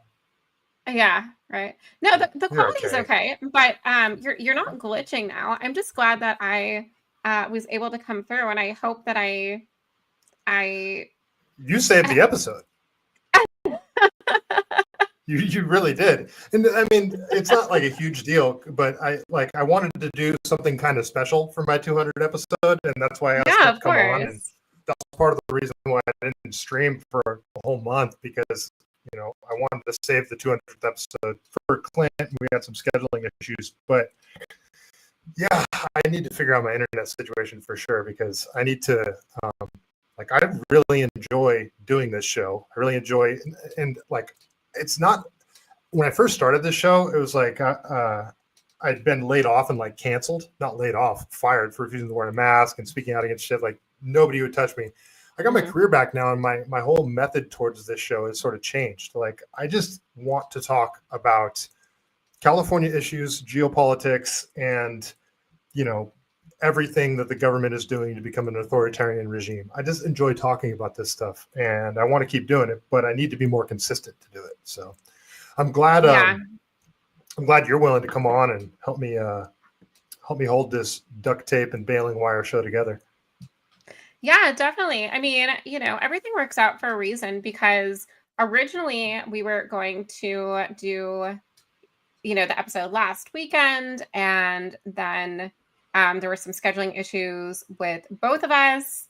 And, I've been dealing with a migraine all week. So finally on the 6th day, I was okay, I'm feeling up to it. I'm good. I'm ready.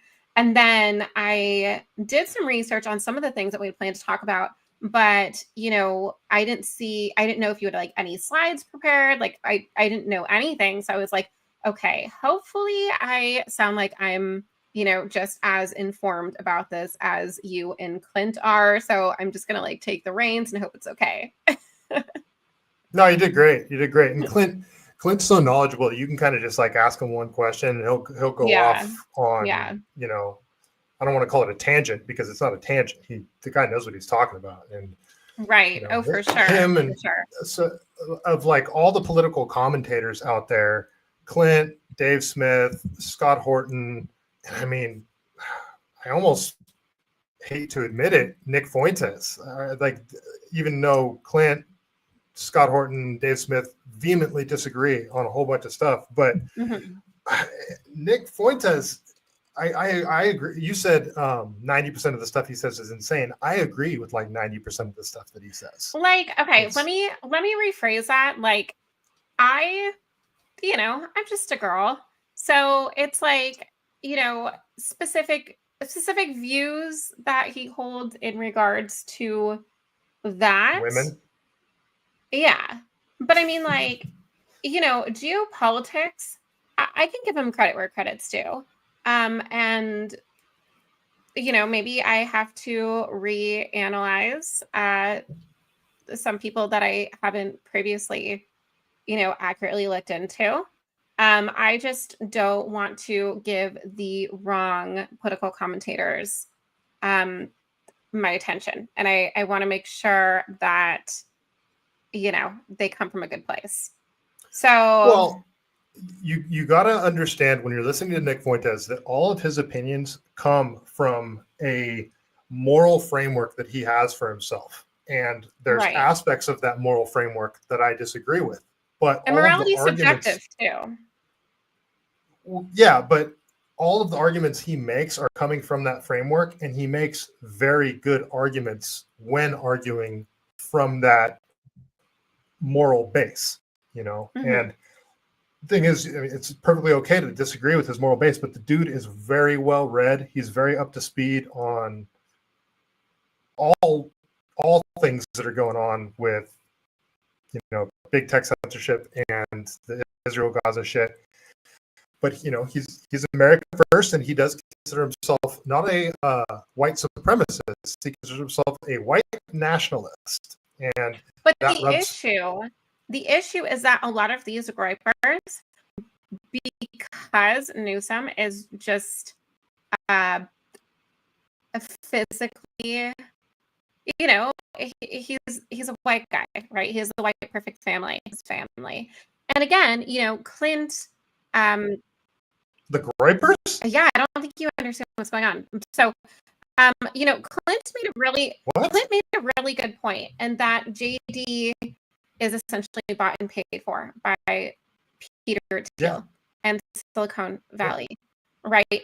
But, they are judging him based upon his looks. Gripers are retweeting Newsom, and Newsom actually quote tweeted something that was posted and said, "I love that scarf." It was like him, like when he was in college, and he had, or maybe it was like high school or college, and and he had like that scarf around his neck, and he comes from like a very like upper class white family, like almost picturesque of what a white middle class family is in America, right? And so a lot of the America First people are rooting for Newsom, even though his policies are the opposite of everything that they stand for, simply because JD has an Indian wife and Indian children.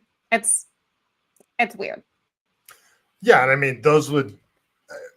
So Nick Fuentes does speak out against JD Vance all the time, and I'm not a fan of JD Vance. I've been saying. I don't think either of these guys should run. But if Newsom doesn't run, it's going to be Andy Beshear, and it's going to be either Newsom or Andy Beshear.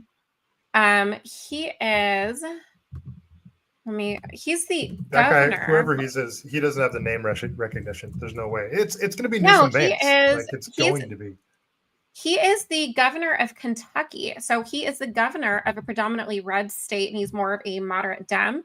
So it's either going to be Newsom or Beshear versus Vance, and there are already people on the right that are saying that they would rather have Newsom just because of his genes. I haven't heard anybody say that, but I'll take your word for it. I will show you. I'll show you. I don't understand how anyone on the right could support Newsom. The thing is, Fuentes himself has made comments about it. That's what I'm getting at. If it's Newsom versus Vance, I'm probably not voting, because you're going to get the same thing. You talked about earlier about single issue. Our votes don't matter regardless. Fair, but you talked about the single issue voting earlier. Right. My primary issue is the deep state and the monopolization of the financial industry. Which is DC. No, if you ask the Groypers, they'll give you a different answer.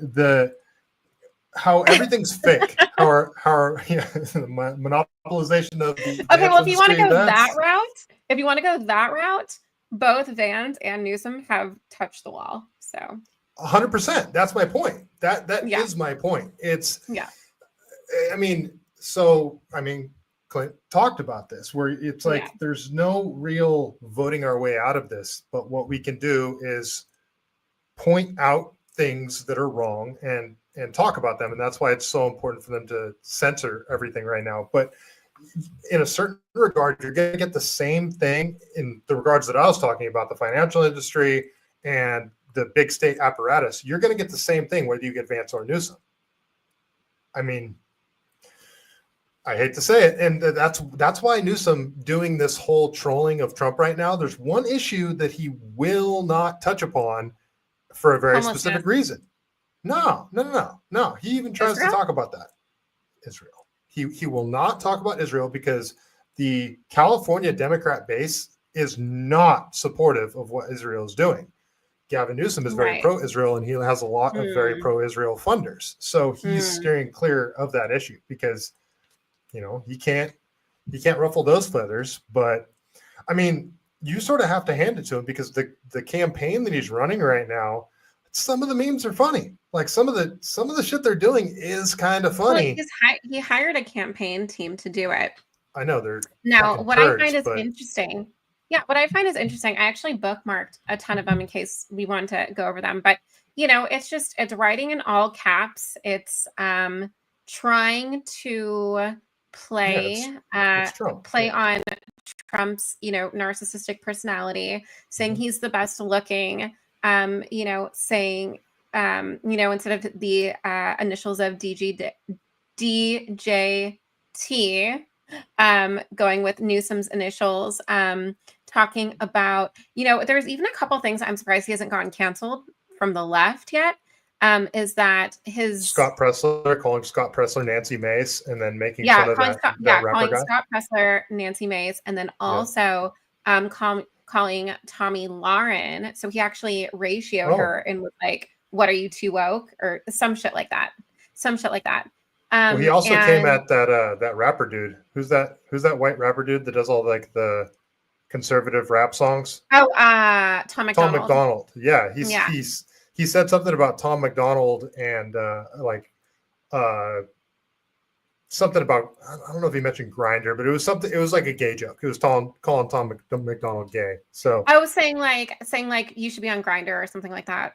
Something like that, or he's not interested. I don't think he mentioned Grindr actually, but I don't know. Like to be devil's advocate, like some of it is funny, but I think it's being completely overblown. But like, even like if this isn't further proof that he's running in 2028, like I don't know what is, because I remember when he did the I forgot exactly like what you would call it, but he had a debate, right? And I think it was on CNN with Ron DeSantis.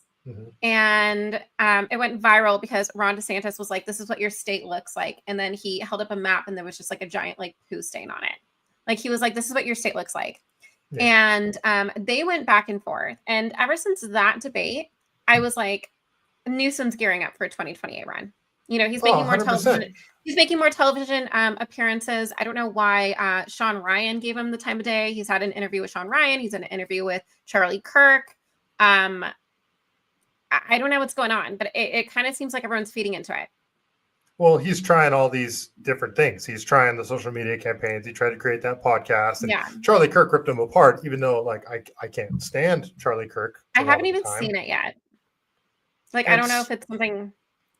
It's frustrating, but Charlie Kirk got him to admit that men in women's sports is unfair.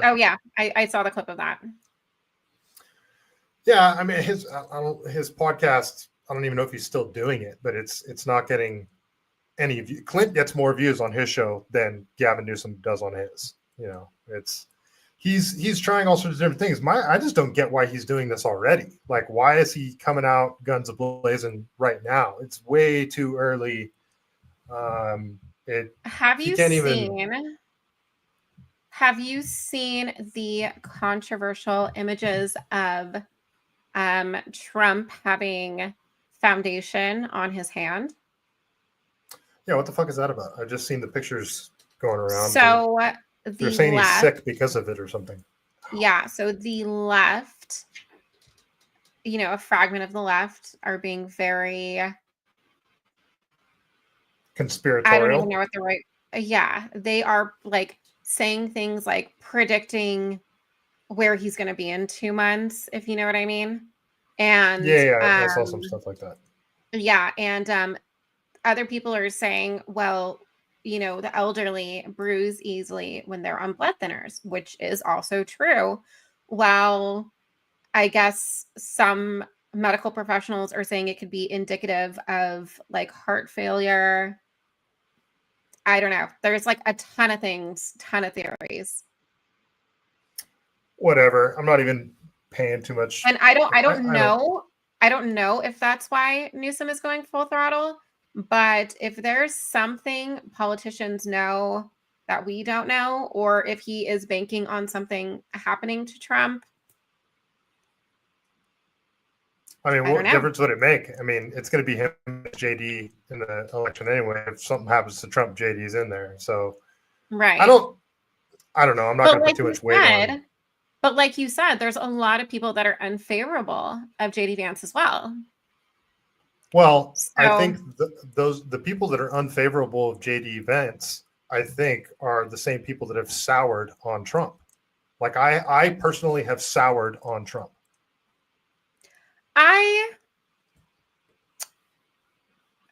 Maybe, but JD has been awfully silent on a lot of decisions that Trump has made. And I think it could be that the silence is deafening, especially when it comes to things like the Epstein files. But again, it could also be as shallow as eugenics. What do you mean? Like his family, like what the Groypers are trying to push through. I'm not following. Like, what do you mean with the eugenics part? Because he has a mixed family. Right. But I mean, how does that tie in with eugenics though?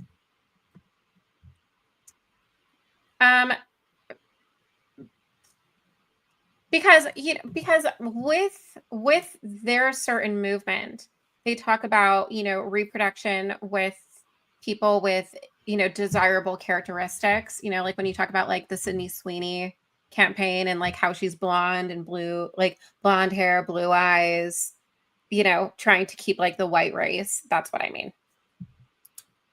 Yeah, I mean that's just.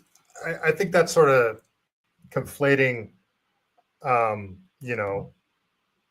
Your offspring and like impure said genetics with like eugenics is like the sterilization of certain people in order to try to rid the population of unfavorable types of people in favor of a certain race or economic status type shit, but I don't consider the Groypers eugenicists in any way, but I do consider them, like wanting to keep their bloodline pure, that kind of stuff. And,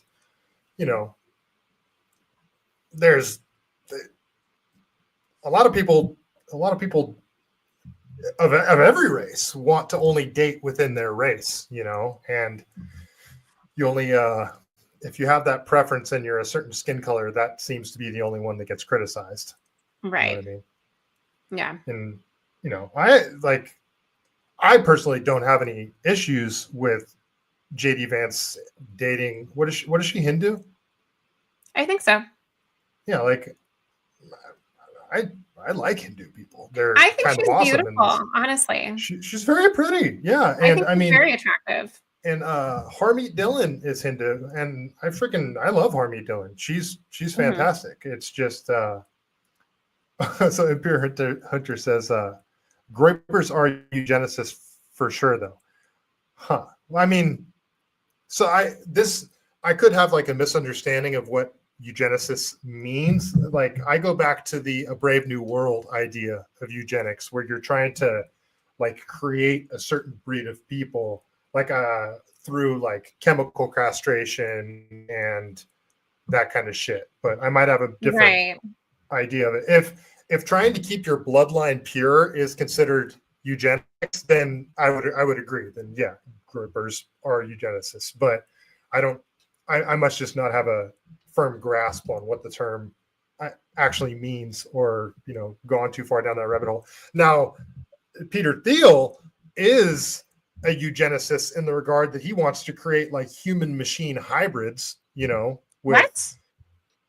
Yeah. He thinks there's going to be a merger. He wants there to be a merger between humans and AI. That's what he feels the next evolution of humanity is. And that's why all this shit with like Elon's brain chip and AI and the virtual reality goggles shit is so scary to me, because it's like that Matt Damon movie where he's in, I can't even remember the name of it, but was it District 9? No, not District 9. That was an Aliens movie. But yeah, they're like the merger between essentially machine and man. Like Peter Thiel talks about that shit. I'm not a fan of the big tech oligarchs, because they seem to think that's like the direction humanity is going. A merger, like having something in your brain that can think faster than the human brain, and that'll be like the next evolution of man. And that shit's terrifying to me. So I'm not down with it at all. No. Soon we're going to be replaced.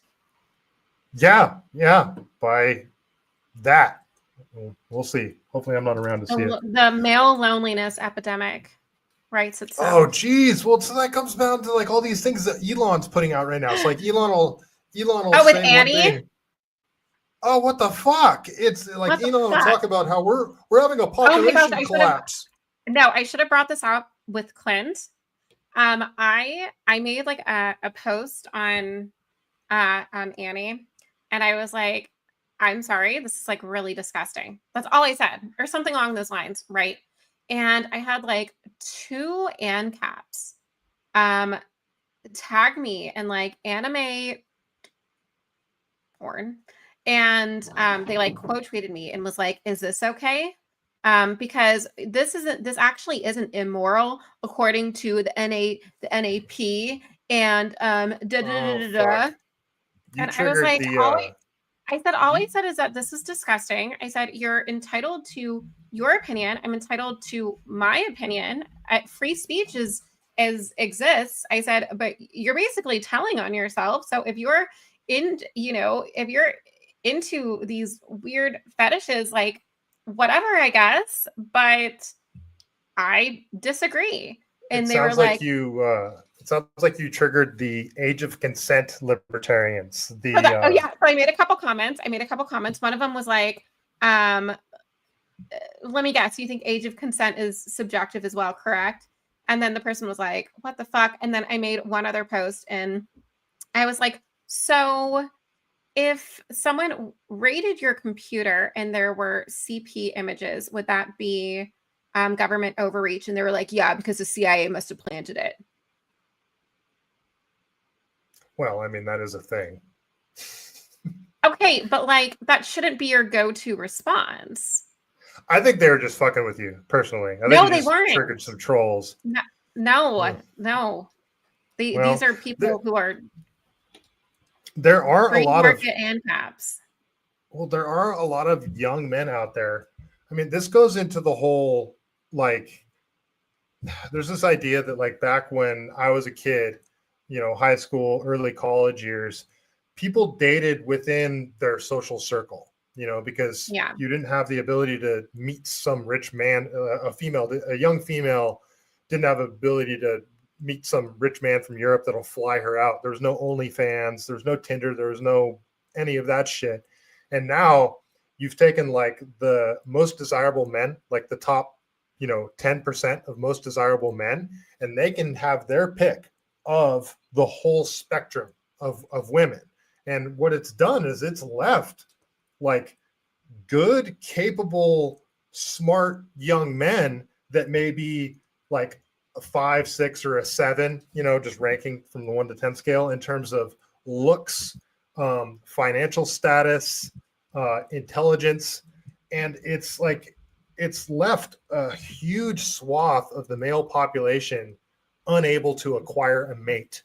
And like, this is where the whole idea of monogamy came from. Monogamy was meant to protect violence. It was meant to avoid violence, because this has been a thing throughout history. It's like, is it, from a woman's perspective, is it better to be with a man who's a 5, or is it better to be the side chick of a man who's a 10? And it seems to indicate that most females would rather be the side chick of a man who's a 10 than the main piece of a 5 or a 6. Yeah, this is why I call me a prude. Like, that's fine. I'm showing my skin today. I'm showing my arm today. But look, generally, I know, very revealing. I was going to show a little bit of a collarbone, but that's for another day. But look, like, I think the culture, I think modern feminism, and this is going on a totally different tangent. I believe in second wave feminism. Okay. I believe in gender equality. I don't believe in like the pay gap. I believe that women should have careers. I believe women should vote. I don't believe in the 19th I don't believe in repealing the 19th for anyone who has any questions. Okay.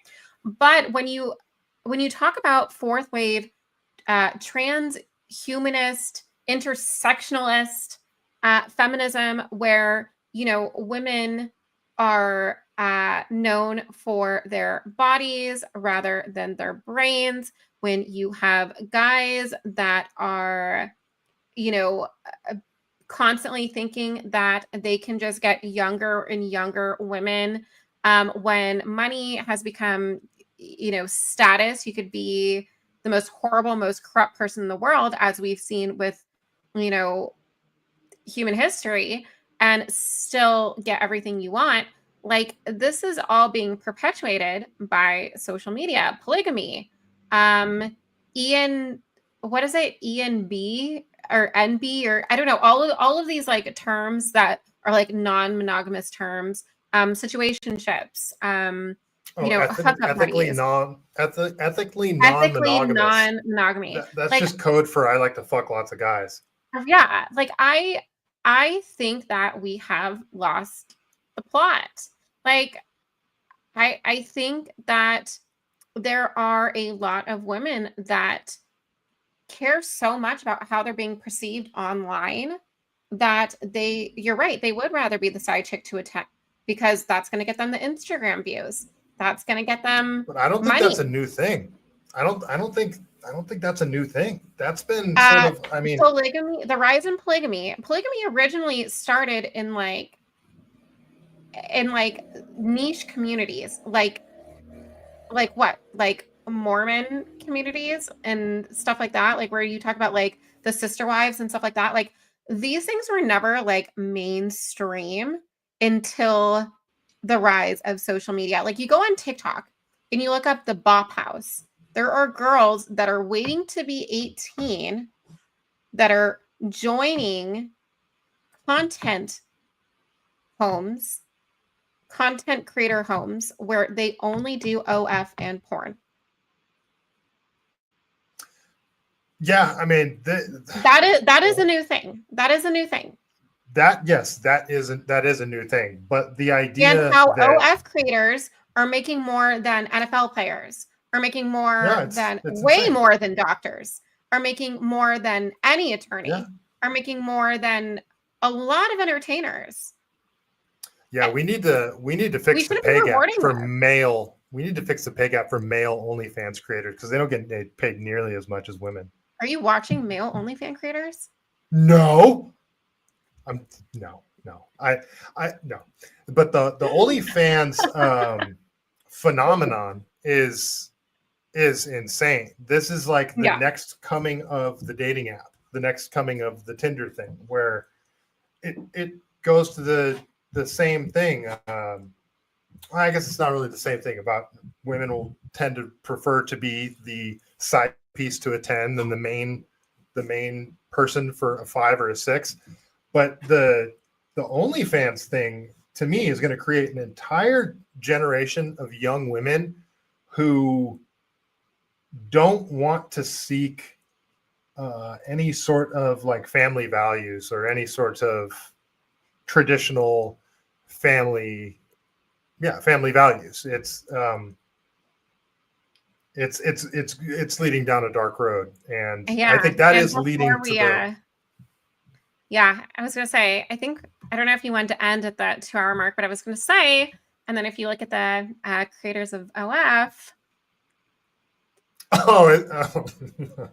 You're doing a little too much noticing there. A little too much noticing. The great noticing is upon us. There's It is. there's a lot of that going on. So I should end it there because I was supposed to be off by 7, but I will be streaming again next Sunday. I don't know if Valley Girl here will be joining me. She is always welcome, so maybe she will. I'll let her. I'll send you the link if you want to join. You can. Yeah, it depends how I'm doing that day. Unfortunately, migraines are a B. Yeah, no problem. I can go off talking. I can talk into this microphone for hours because I'm okay. But like, weird. why are you okay now after Clint left? It wasn't after Clint left. It was you know what I did is I had to unplug everything before, by the way. When my audio wasn't working, I had to unplug everything and restart everything. All I did is turn my Wi-Fi off on my computer and turn it back on, and all of a sudden it was good. And you couldn't do that during the whole time. I didn't think to do it because the only reason I did it is because I ran an Ethernet cable from my router over to my computer and I hardwired it, but then it still wasn't working. And I was like, oh, well, maybe it's still connecting Wi-Fi even though I have it hardwired. Yeah. So I turned off Wi-Fi and then I lost the connection and then I turned it back on and all of a sudden everything was fine. So I don't know what the fuck, but I'm going to buy Starlink and I'm going to see if I can. I have to get Starlink up in the air like 150 feet because that's how tall the trees are around me. Yeah. So it's going to be. It sucked since I've moved here. I love the new place that I live, but Comcast will not service this area. Any of the internet service providers will not service this area. It was a pain in the ass just for me to get this stupid Verizon gateway. It was a fucking nightmare. But I mean, that's all I got for now. So yeah, hopefully I can figure something out. Yeah, just if you're doing it next week, just see if everything's all set up, or if you want to do a couple weeks from now, I should be good to go. Just send me a holler. And yeah, thanks for having me on. I'm glad I could help out. Glad you could save the episode. No, thank you so much for steering the ship while I was, having technical difficulties. It was awesome. So Impure Hunter, Wally World, Danger, Rapunzel, all you guys in the chat. Sorry I couldn't get to the chat tonight. Didn't want to sort of take away from the conversation. So appreciate all you guys hanging out and listening to the show. Okay. But before we get out of here, I got to tell my joke from the greatest book ever written. It's Truth About Chuck Norris. Oh, gosh. So let's see. What do we have tonight? All right. Okay. All right. So Chuck Norris joke of the evening. The only reason World War II occurred was because Chuck Norris was taking a nap. And on that note, stay CaliBased. Thanks, everyone. Bye.